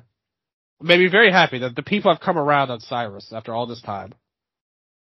Yeah, I can't say anything else about that. Really, the whole group actually. Like, I was kind of skeptical of Hokuto-gun at first. Yeah, it's working. I like it. Like, I really like them. And, like, in hindsight, I mean, it still makes no sense. Like, all these people teaming, but it works for some reason. Yeah, it's the outlaws of the roster. They all came together and they are just thought, you know what? We might as well team up. How about Hartley? Like, getting this big run in TMDK and Hokuto-gun at the same time. Hartley Jackson, he's working everywhere, it seems like right now. New Japan, All Japan, sometimes he's working in Great. Good for the guy. And all different groups. I mean, total, like, the most stable, friendly wrestler, Hartley Jackson. Yes. Even worked for Strong Style Pro Wrestling recently. He had another match with Yuma Imanari in Ganbare Pro. So all over the place. Big ups to Hartley. Good work, man. Good work. Yes, so the show that I was alluding to with the Triple Crown match is happening on November the 4th. We have that show taken place in the Hotel Emicia in Sapporo is where the Triple Crown match actually takes place.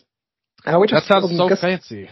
Yeah, I'm looking up. Maybe that is the Royal Room that they have. Well, let me see how that venue looks. I think they have been there before. Oh, yeah. Let's see. Oh, yeah. The rooms look really nice. They have a jacuzzi there, you know? Okay. I like this. This is stylish. I'm into a fan. I'm looking at this right now. This is a good place right here. Yeah. So, the top of the card for that show, Dylan, we have a Road to Real World Tag League with Yuma Anzai and Rising Hayato against Seiko Tachibana and Kuroshio Tokyo Japan. They are still teaming? I don't know about this. This isn't what I said, Strigga. I said we need the dark side of Jiro. Yeah, we have another Road to Real World Tag League with the Saito Brothers against Ryukyu Honda and Ren Ayabe. And we have, I like the translation. It's the team name for Zuwama, Hideki Suzuki, and Hikaru Sato. I still have to add that to Cage Match. I think it's, in Japanese, it's Baka no Jidai. And it translates to, Dylan, the age of the fools. Yes. I love it. Against the Zennichi Hontai unit, Zuwama and Hikaru Sato against Musashi and Seki Yoshioka, who's getting a title shot at the junior title on this tour as well. And then, of course, the Triple Crown title match, Yuma Aoyagi against Davey Boy Smith Jr. Looks like a good top of the card. Suwama, good to see him back after his health scare. Yes. Just doing goofy stuff. like here. So I'm all about it. Good show. Yes. Yep. So that is All Japan Pro Wrestling 22nd in Kurikan Hall. On the 24th, Dylan, Marigold ran the same arena, drawing 866 fans for the much appreciated Sareee against Bozilla title match for the Marigold World title. And I know that you specifically are one of those that loved the match tremendously. Oh, I loved this match. I thought this is the best match in Marigold that I've seen. Like, I thought this was, like, significantly better than Sareee versus Julia. It was, like, a total, like, the thing is, she was already the top star anyway, but it was a star-making performance from Sareee. It just increased her legend even more. And finally, Bozilla was put in position to be the monster that she should have been all along in the company that they've dropped the ball on consistently. And I thought that they did a great job here. Great work from Sareee. Again, in Bozilla, nobody's confusing Bozilla for Akira Hokuto in the ring. But Sareee did everything perfectly to get the most out of her, and they came together, and Bozilla held up her end as the beast so well. I just thought this was a phenomenal match. Like, one of the best of the year, I thought. and I just thought it was such a great match. And that visual of Sareee bloodied up at the end, I was like, this is it. Like, this is the one. Like, you know, it's obvious. Like, she is the one. It was such an incredible match. I was just gonna say, like, Bozilla dragging Sareee around Hurricane Hall and bloodying her up, the bloody face. Mate, blood is something that is a trope that can help a match to rise to another level, and I think it helped here tremendously. Red equals green. There's a reason they say that. Yes, to get Bozilla over.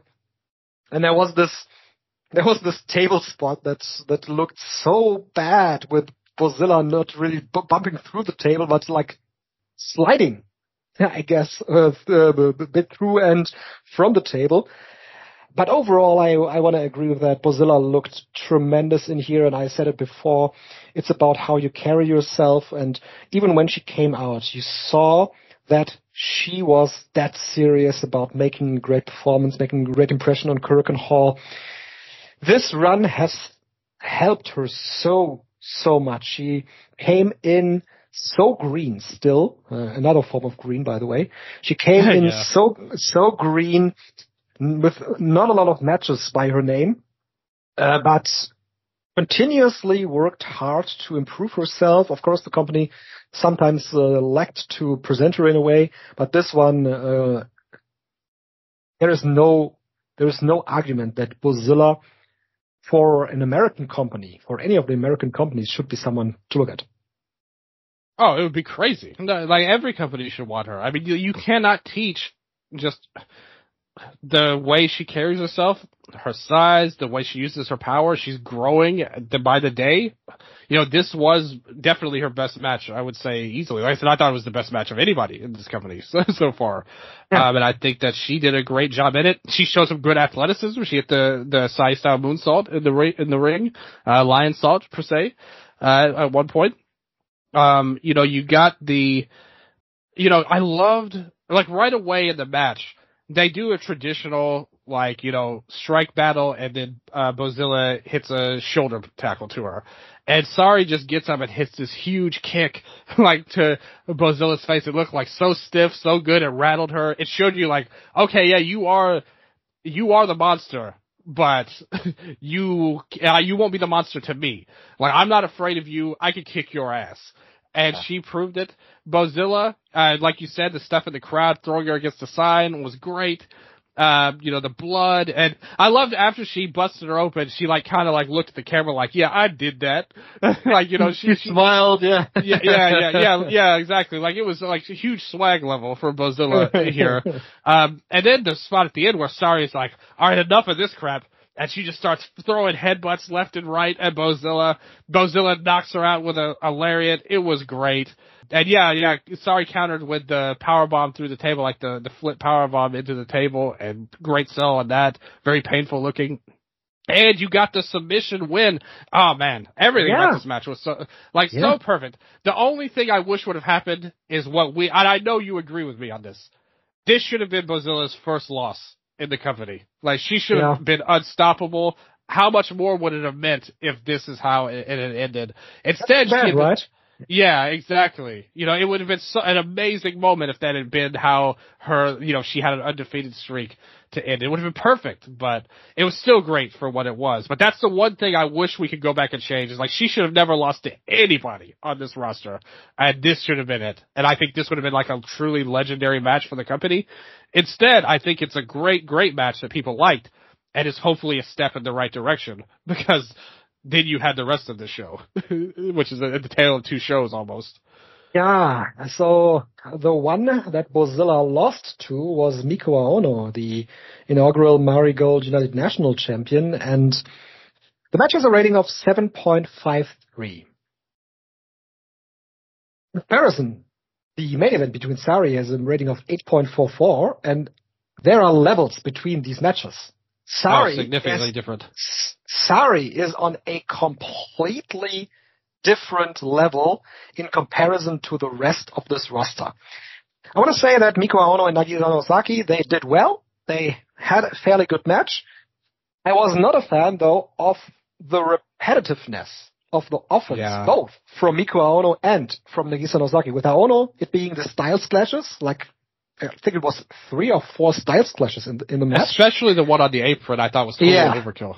Yeah, why? I don't know. For Nagisa, it is the big boots, of course.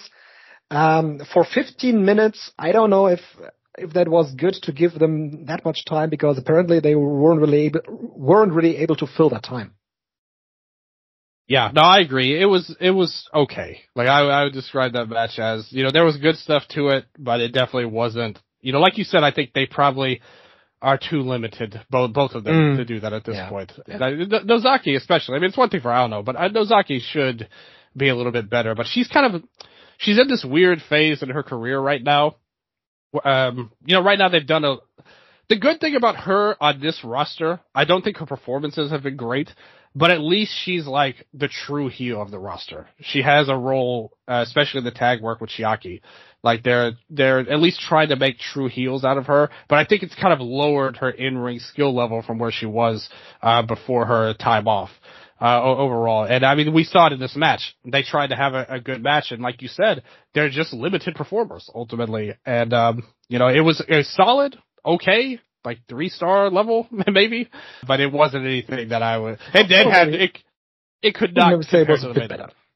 No. Maybe, maybe 3.25 star level. Yeah. It would be nice. But, like we're kind of on the same page on that, in my opinion. Yes. It was not a great match, like to say the least. No. And the main event was like way, way better. I was, for the tag title, for the Marigold Twin Star title, I thought it wasn't too good for Hizuna Tanaka and Victoria Suzuki to be in the match at that point, because it should have been about them challenging for the first time, but in the end, the match was about Mirai. Was about Mirai and Mai Sakurai fighting, and still beating the youngster team. I don't know. I wasn't too much of a fan of that. I thought the wrestling was actually good in this match, but the storytelling, and they really are trying with Mai Sakurai here. That's clearly something they are determined to make work no matter what here. And I appreciate the efforts. It's probably not would have been what I would have done, but they're trying at least. And I like that they're at least pushing someone fair. Now, I mean, that's the thing with Sakurai and Aono both. They are determined to make them work. Like, no matter what. You can tell that they're putting a ton of effort into these two people, particularly. And it's very nice, on that end. Do I love the fact that Mirai is wasting away in this tag team? No. I don't think that's a very good idea at all. Especially when we're doing there's a part where Sakurai literally kicked Mirai, for it in this match. And they, like you said, they still came back. Tanaka and Yuzuki, it's fine, kind of, because they're so low on the totem pole right now that eventually we know they'll get where they want them to be, just not right now. Both of them are so young into their careers. Exactly. So I don't hate that they lost because of that, and they did try to give them stuff. To give them, hope spots and things like that. Tanaka even hit the Redream at one point, for a near fall on Sakurai. So they gave them some near falls. I don't love the bickering of Mirai. I don't like that team at all. Like, I know some people like Mai Sakurai and think that she's improved. And she has improved, but I just don't like this tag team. I don't think it's a good use of either of the people involved. And I thought the match was good. I think I like the tag better in terms of wrestling than the Aono and Nozaki match, but also your complaints about the story is true as well. And we'll see what they do with Koki and Utami going in there. So we'll see. Oh my god, Utami. Oh, oh god. She wins this tournament, right?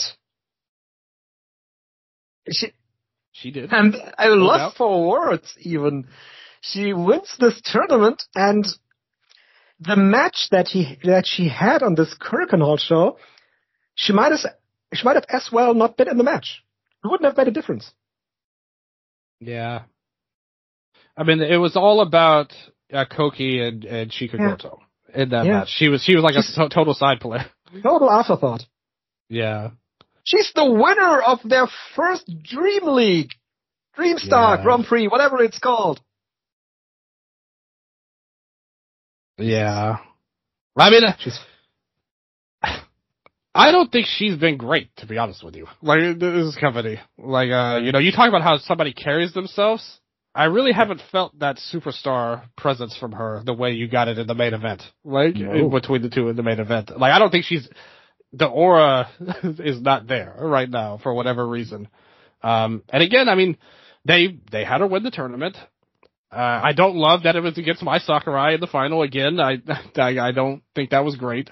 But again, they're trying. The effort is there. I just don't know if it's they're doing the right things with the right people in the company. And I mean, we could say that they're probably not based on where they're at right now compared to where they were at the start. It tells us that I think they've lost a ton of momentum, and hopefully that main event is enough to get them back. But I've not been a big fan of Utami and Marigold. Really nobody. Like, I thought Mirai started off good, but I thought she's kind of gone down. I haven't loved her stuff as much. Who are we supposed to get behind in this company outside of Sareee and maybe Nanai Takahashi?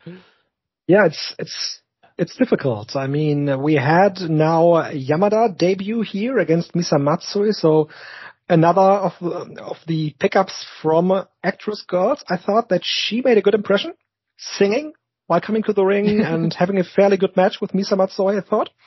But then we had another pickup from Actress Girls in Hummingbird, and she had a disastrous match with Natsumi Shozuki for the Marigold Superfly title, and not only because of the incredible, dangerous botch that they had outside the ring, but the entire match was just so highly and badly choreographed that it displayed how fake wrestling can be when you make it look bad.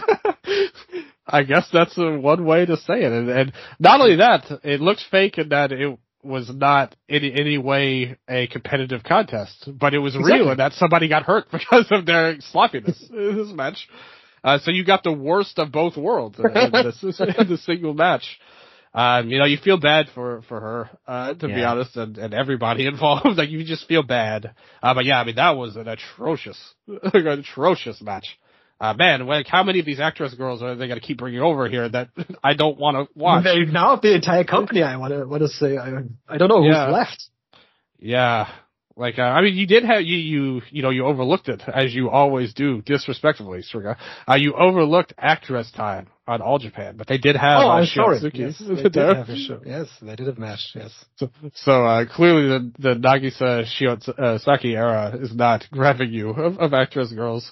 Yeah, one of the better on the roster that's left with Actress Girls is actually Ayano Irie. I mean, He's on these matches on All Japan. Yeah, their All Japan matches are pretty fine, to be honest with you. Definitely better than this Hummingbird. We've never seen anything as bad as this on those shows. It's a shame, but it's one match. Maybe she'll bounce back. But I mean, we've seen what the Actress Girls can do, and it makes you not that confident in that happening overall. Yeah. So we'll see. I guess. What do you think about the Nanae Takahashi and Nao Ishikawa pairing and angle? They're trying with Ishikawa, and I appreciate that. Like, I like the effort is there with a lot of people. Is this somebody I want to see in a main event spot? No. Like, ultimately, like, I have to be honest about that. Even in that match, the passion injection match they had here, you really wanted, they built this angle. This has been a really well done and built angle up and down. But Ishikawa did not have the passion needed for this passion injection match. Like, she really needed to fire up and go crazy on Nanae and let it all hang out, but she didn't get to that next level, unfortunately. And they tried to do a little bit afterwards with the slapping around spot and all of that stuff after the match, but I thought in the match itself, she didn't get to the gear she needed to, especially at the start of the match. That should have been a complete fiery start. Instead, it was like they grabbed each other by the hair, and then they just transitioned to a more normal match. And Takahashi is one of the best workers for sure in the company. I think overall she's been one of the better people, in terms of consistency of the work rate. And I like the angle they did. I just don't think Ishikawa delivered on this. But I liked what they did. I liked the effort involved. Maybe if they go back to it again, she'll find that extra gear. Yeah, I mean, it's been one of the key storylines that they have been telling since the beginning of the company. Now Ishikawa's losing streak and her attaching herself to Nanae Takahashi. So hopefully that it makes her, more passionate, I guess. That should be the goal, yeah. Yeah, like you said, show of two tales. Main event was excellent, and everything else on the roster, it's a company, it's a work in progress, I want to say. I think that's the right way to look at it, actually, because there is a lot of stuff I don't actually think is very good about this company. But we also have to keep in mind a lot of these people are very green that they're putting behind. And your hope is, and like I said, I think they're making a good push for different people. And the hope is maybe you do everything right now, and maybe a year from now it comes together and things hit. And I think that you can hope for that. And I think it's a good idea.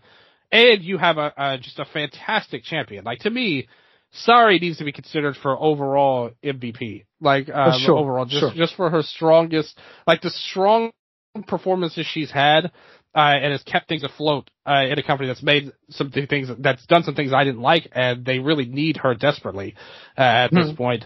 And what you said about Bozilla is so true. She's just a phenomenal, young talent, that should be considered up there, as among the best prospects in all of wrestling. Whether it's in Japan, America, or on the moon, she should be considered one of the top prospects. Moon. Yeah, even on the moon, she should be considered one of the best prospects in wrestling right now. And I thought she did a great job in the main event. And hopefully we can see more after that. I mean, I love Nanae getting the next title shot against Sareee. I like that a lot better than continuing this now thing. Let Takahashi and Sareee go at it and beat the hell out of each other. Next month, we need them both bloodied. They need to both bust each other open. That needs to be the passion injection for Sareee. Is Utami ever getting a title match? That's a great point. Yeah, she did win this tournament. Even they've forgotten about her winning the tournament now. They're like, hey, wait a minute, she gets a title shot after that Dream Star win? And again, no aura right now for Utami. But maybe she'll get there. I do like the videos they put on social media of her doing anime references on there. We need more jutsus for Utami right now. I think that's the way to get through. She needs to work on her Rasengan game to get into the main event. Yeah, she should align herself with the great Okan, who's also doing references. No. Listen, Okan's just a fan of the artist, but he doesn't understand the techniques involved. He doesn't understand the jutsus. He doesn't understand the techniques. If you play Dragon Ball Sparking Zero, you know what I'm talking about right now. Listen, you've got the Destructo Disc, the Special Beam Cannon, Double Sunday, Kamehameha Wave. She needs something like that to help her. So are you saying Great Okan is a fake fan? I think he's a sophisticated fan, Strigga. He doesn't care about the stories per se. He appreciates the artistry of the mangakas out there.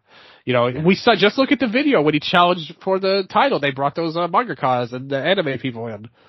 On his videos. See, so he appreciates the artistry of it. He's too sophisticated for people like me, Strigga, who gets wrapped up in the stories. And I think me and Utami were on that same wavelength, and hopefully it can get her to the next level that she needs to be at, that she used to be at before a bunch of stuff happened.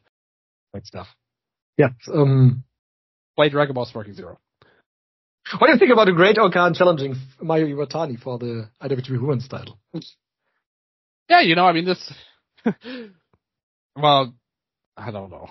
Because it's Okan, if it was somebody I took serious, I might not like it. But because it's Okan, and he's the king of pro wrestling guy, yes, it's fine. I guess. It kind of shows you how Mayu should actually challenge him for the King of Pro Wrestling Championship.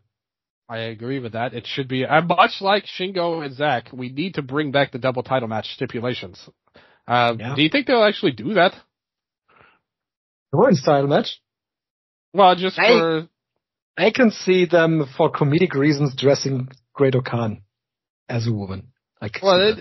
Well, even if they just have him just be like, oh, man versus woman match. Like, I mean, because they do the tag matches and stuff.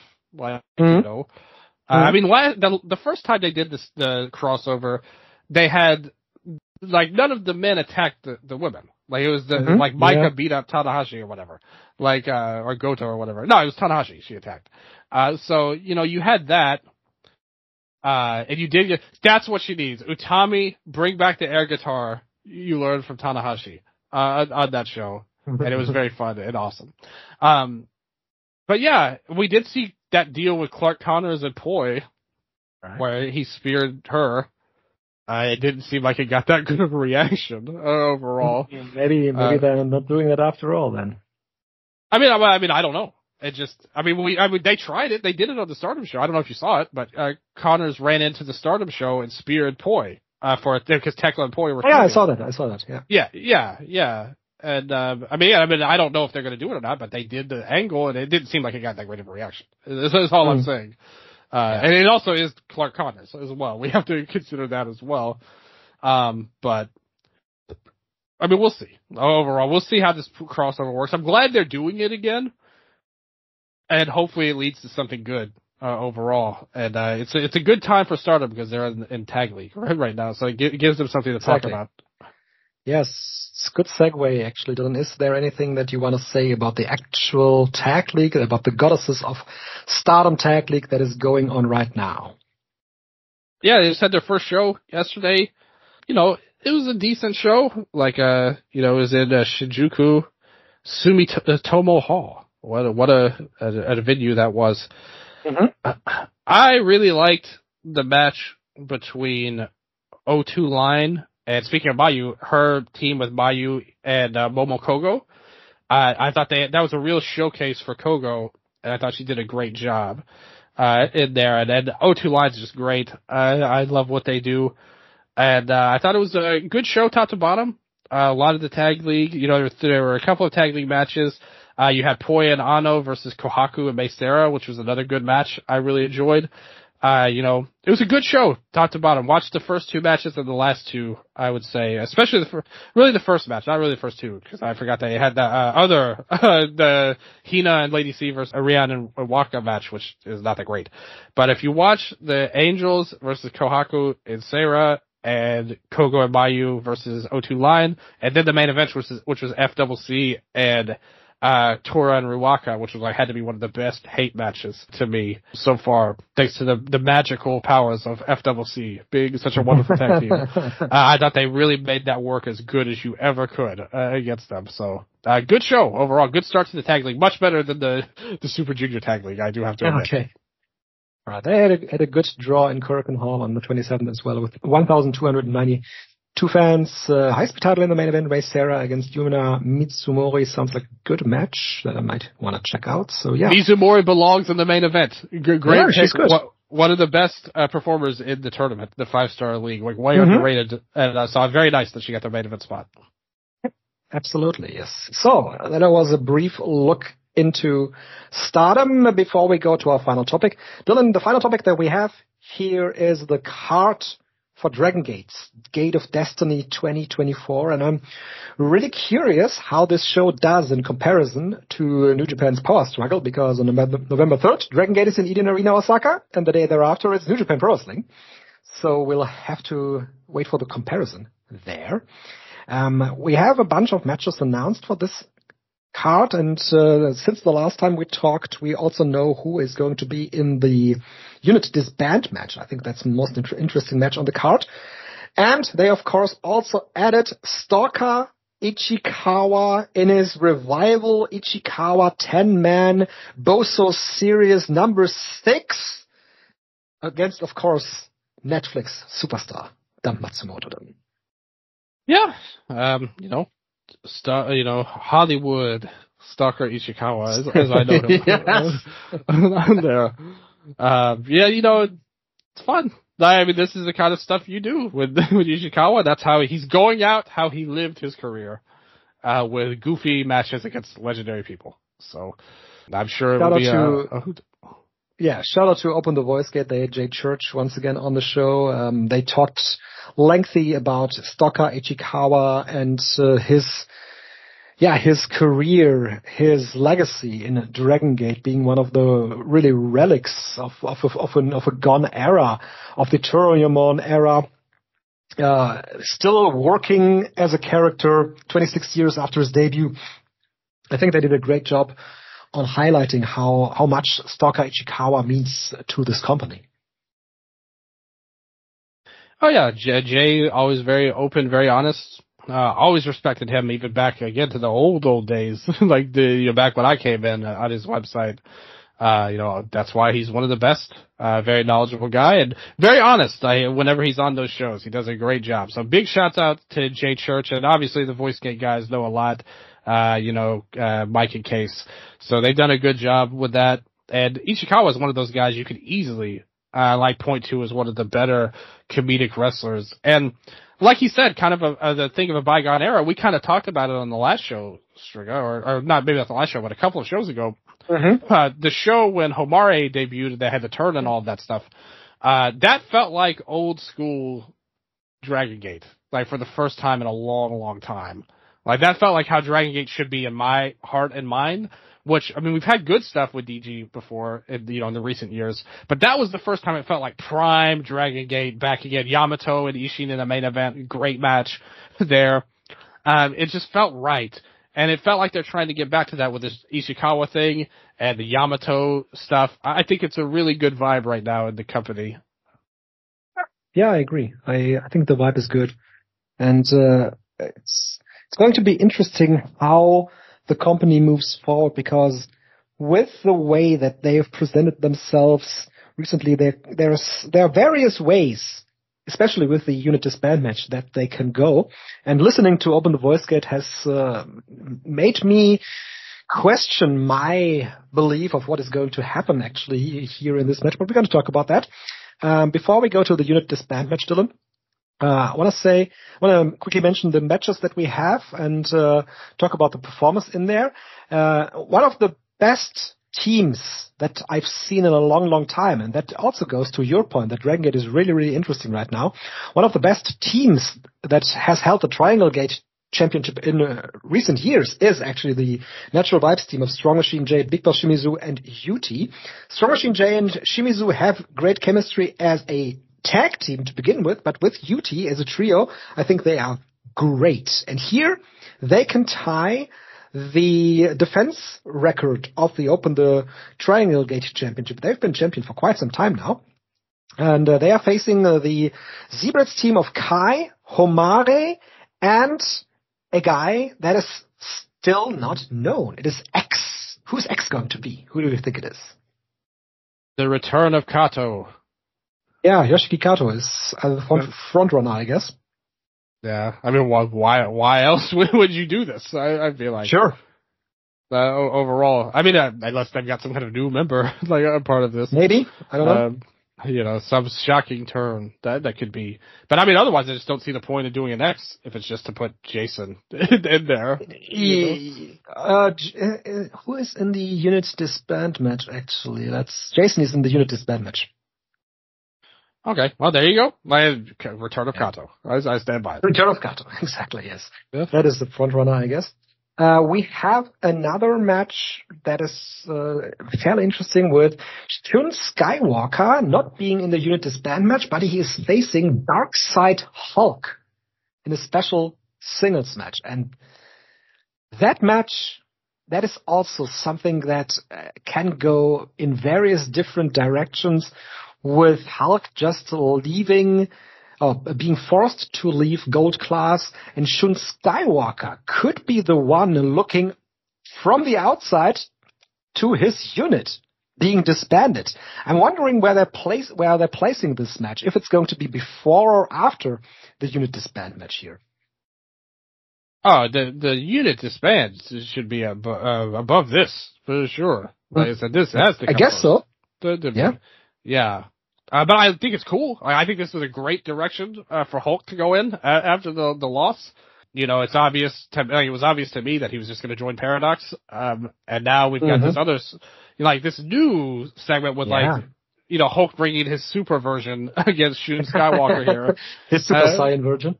Yeah, yes, exactly. The Super Saiyan version, for sure, against him. He has gone to the dark side once again. And I think that it's going to be a really fun match. I'm sure it's going to be chaotic weapons, you know, all kinds of crazy stuff going on. But I do love that Shun's not in the disband match. It's so more special, yes. Yeah, exactly. Yeah, let's talk about that as the last match here. We have for the Twin Gate Championship, Flamita and KZ challenge Dragon Kid and Naoki Doi. They have been in the 4-way at Kobe World, and I think it is about time that championship moves. And I think KZ and Flamita is just the perfect team to give it to right now. So I'm highly looking forward to the match because all the performers in the match are great. And I'm, looking forward to maybe seeing a new champion team. Banger alert. This match is going to rule. I cannot wait to see how it works out. I would have no problem if they won the title. But the only question is, will Flamita be able to be a regular guy enough to have a title reign? Yeah. You know, that's the question. Yeah, because, I mean, he's already in the, you know, King of Gate, so he'll be around at least for a little while, if they wanted to do that. But it depends on how confident they are if they want to have a longer title reign. And to be honest with you, I think they're working so well as champions, I might not want to fix what isn't broken, but I also wouldn't mind, like I said, the KZ and Flamita team would be really cool as champions, so I would have no issue with that. My gut says they're going to retain, but like I said, I would have no problem. So we're a little, diverging in that path, but, I'd be okay if your way works out too. What do you think happens in the Bravegate title match when Dragon Dia defends the title against his stablemate, Ryoya Tanaka? Hopefully it's a chance for Tanaka to have a really breakout match. The problem is a lot of these Brave Gates matches, they don't give enough time to be super special. But it'll be good. Dia, I would be stunned if he lost the belt while he's in the middle of this New Japan run he's on, but especially to Tanaka. But I also think it would be cool for Tanaka to get an accolade. I mean, of the rookies, I mean, Homari's clearly, they see him at this very special, like one of a kind level. But besides him, I think he's been kind of the best one, you know, of the young, like the undercard rookies, so to speak, there, you know, so, like, same thing with Mochi Jr. Like, it's clear that he's placed above, like, other people, like, of a similar age group and, you know, amount of time wrestled. But I think Tanaka, if he could get an accolade, that would be great for him. If they wanted, but I don't think Dia's going to lose. Like, not while he's in the middle of the tour. Yeah, it's at the end of the tour actually for New Japan. I don't know about this. This is one of the matches that I think could go either way. It certainly seems like that Tanaka, he has really drastically improved from the point where he already was very good to begin with, but this the constant way they present him on the shows, giving him singles matches, giving him good opponents in tag matches, and giving him wins, has boosted his confidence so much that I really think that he could be a guy to lead the Bravegate division. Then again, I don't sense it's the time to lose for Dia, and maybe Tanaka is even going to go beyond the Bravegate division already.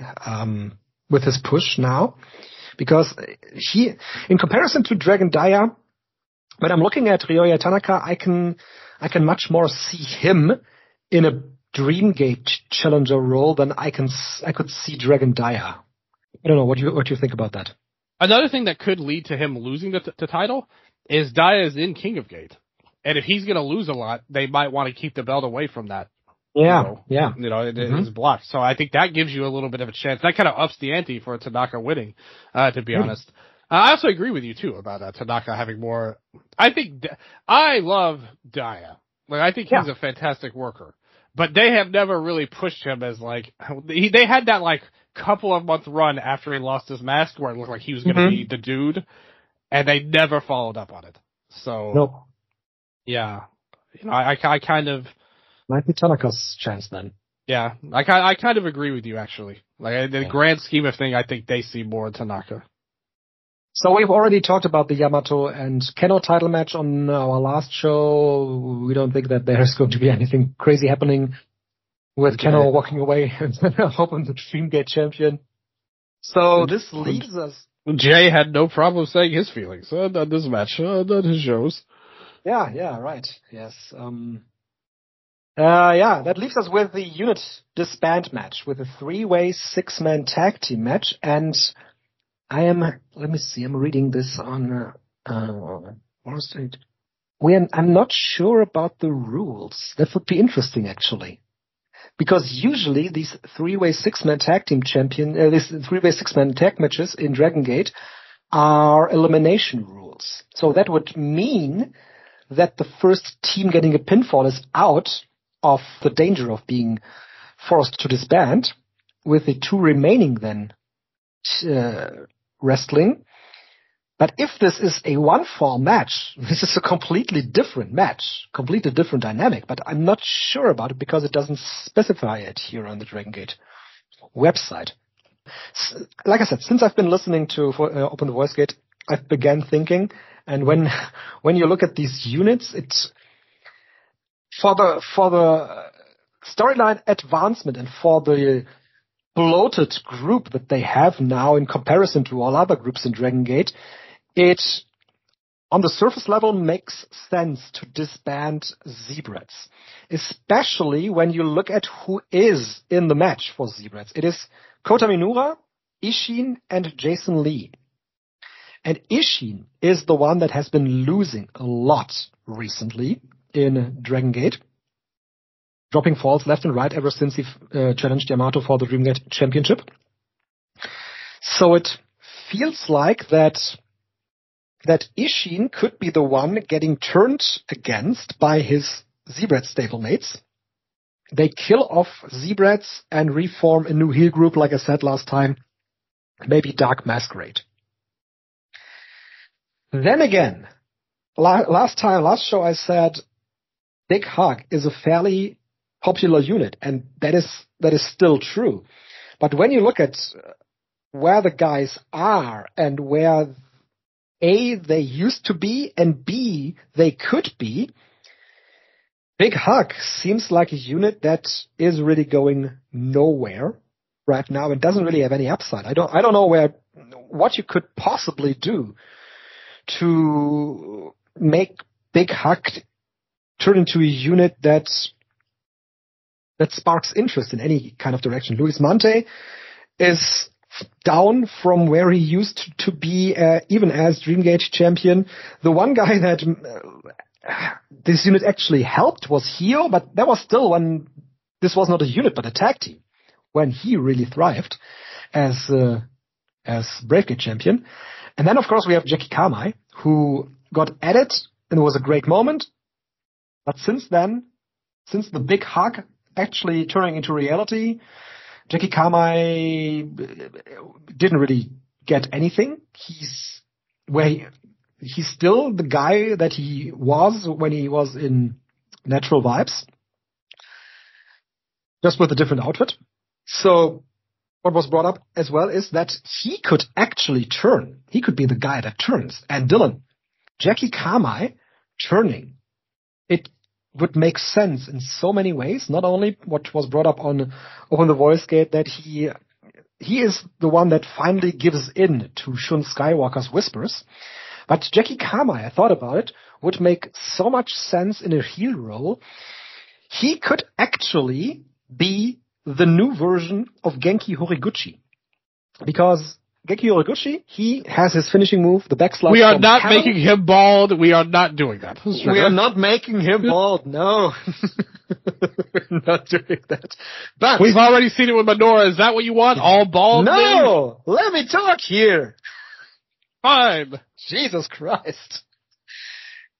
Genki Horiguchi has the backslide from heaven or the backslide from hell, depending on if he's heel or if he's face. And the same could apply for Jackie Kamai with his Jackie knife.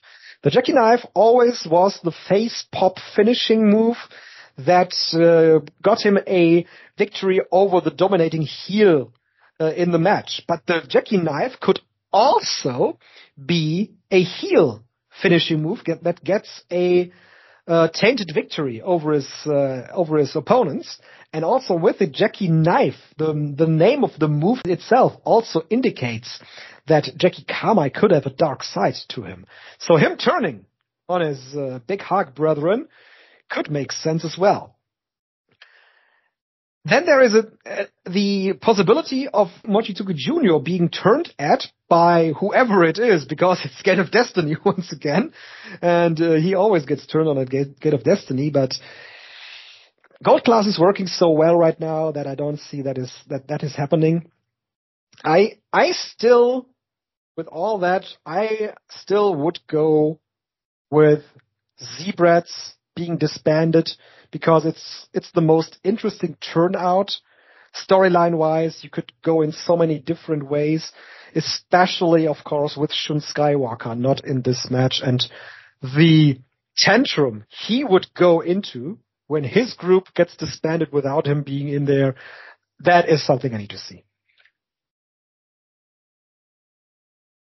You know, I just think with all of this, I think, you know, I mentioned it last week, and, you know, they had that episode afterwards, and I think we can all agree somebody's turning in this match. Well, yes. You know, that's pretty much what I brought in last week, and I kind of pushed back against Zebrats losing only because of the history of these kind of matches. Yeah. The heel, like, it's extremely rare. It's really only happened once, like with Mad Blanky, where they lost. You know, I guess you could have Deep Drunkers, even though it wasn't really a loss. Like, that was the setup Team Doi. They kind of lost on purpose, right? You know, like, but otherwise, the heels almost always come away from these matches intact. This is a three-way match, so it kind of gives you a little bit more wiggle room. I agree with you that in terms of what would be the most chaotic and interesting scenario, it's Zebrats losing. I think that Big Hug, anybody who's listened to me, this show, or especially on the Dramatic Dream Dragons, knows that I think Big Hug is like one of the worst factions in wrestling, and has been for the entirety of their existence. And I think that if they broke up, it would be fine. They feel completely cold. You know, they feel completely cold, and I think that they've totally like derailed Jackie's all of the momentum that they had with him earlier on in the year.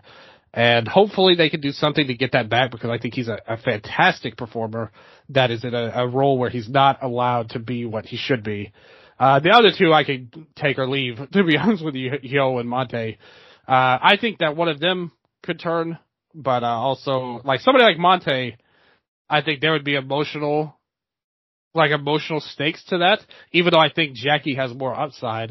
Yeah, Hyo and Monte turning back to Zebrats wouldn't really make sense. I think that the only issue I have with Jackie turning, well, first of all, he's such a great babyface, like underdog guy. I think that goes against his strengths as a wrestler. But even more than that, it just totally, and I mean, they've already done it. Like, to be fair, like, this isn't really that relevant, but that totally pisses on him and Jason's angle, like from earlier in the year. Like, that's true as well. Mm-hmm. And I don't want that from a logic standpoint. Like, from a storytelling standpoint, that hurts me to think about, in terms of how illogical it is. I think Monte turning I think Hyo turning would be stupid. I think Monte, you can at least buy into that if they wanted to do that. But I mean, it's just a weird match overall. And Gold Class, I think, the problem with them is they work so well together as they are right now that I don't really want them to, like, there shouldn't be a turn between any of them because they work together really well. And on top of it, I kind of made this point last week too, that more or less makes the match Hulk got kicked out in totally worthless. Like, if you just break them up right away after. Yeah. So I don't love Gold that Class idea is either. out. Yeah, Gold Class should stay, like, for sure. Zebrats, I do think it's possible they lose, even though, again, we're betting against history with that. And on top of it, to be honest, yes, they are bloated, but that's kind of how it goes with like DG heel factions in general. Like that's kind of the thing. In a lot of ways, the heel group is always the most important group in DG because, if a babyface faction isn't, unit isn't working, there'll be other units that you can just turn to, right? That could be better. Like the Jimmies could suddenly rise up in popularity if the top group isn't working. With the heel group, you really need that I think that's when DG's been at its best, was with the strong heel groups, like, Blood Warriors or Berserk, like those are the peak eras. And I think Zebrats is kind of getting there. I wouldn't put them on those levels at all. But still, I think that they're doing good things, especially with the Homari turn.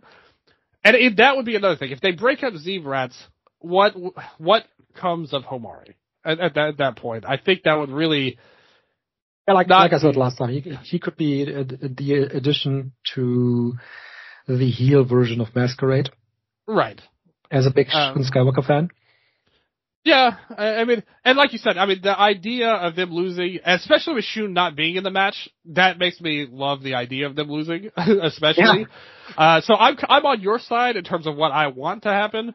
But I think, again, we're betting against history, and I think we need a big heel group at this point. So I would go with one of the Big Hug. I think it's very possible that it's Jackie, but from a narrative, storytelling, logic standpoint, I kind of hope that it's not Jackie. Because I think that would, go against... I mean, all of them, though, are it would go against all of their characters to turn towards Zebrats.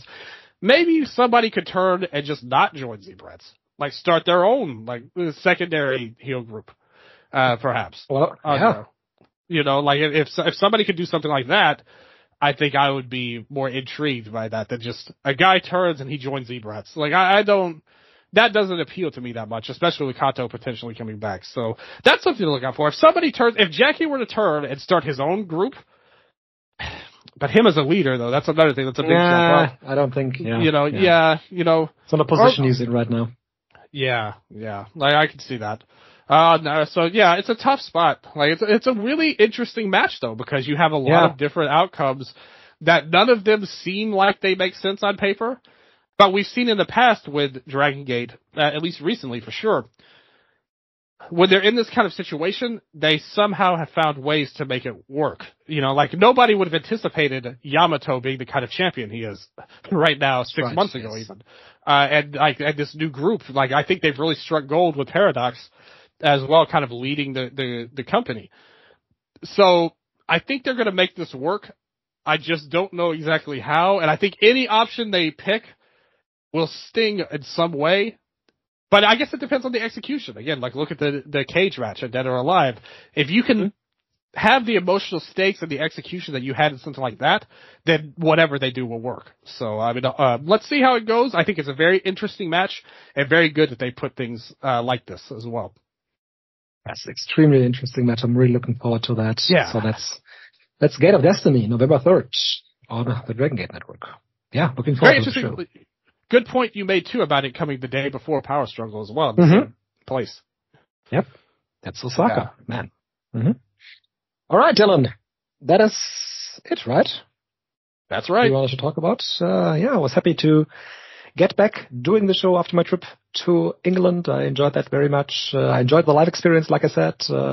Was good that we could talk about the streaming experience, and glad that we could talk about Autopan, Marigold, Stardom, and Dragon Gate on here. Yeah, we had a lot going on, but a lot going on in the world of wrestling, even though as we enter Tag League season, I'll be doing some shows for that on the Patreon as well, patreon.com/Eastern Lariat, with the Tag League shows, and both Stardom and New Japan, by the way, as well.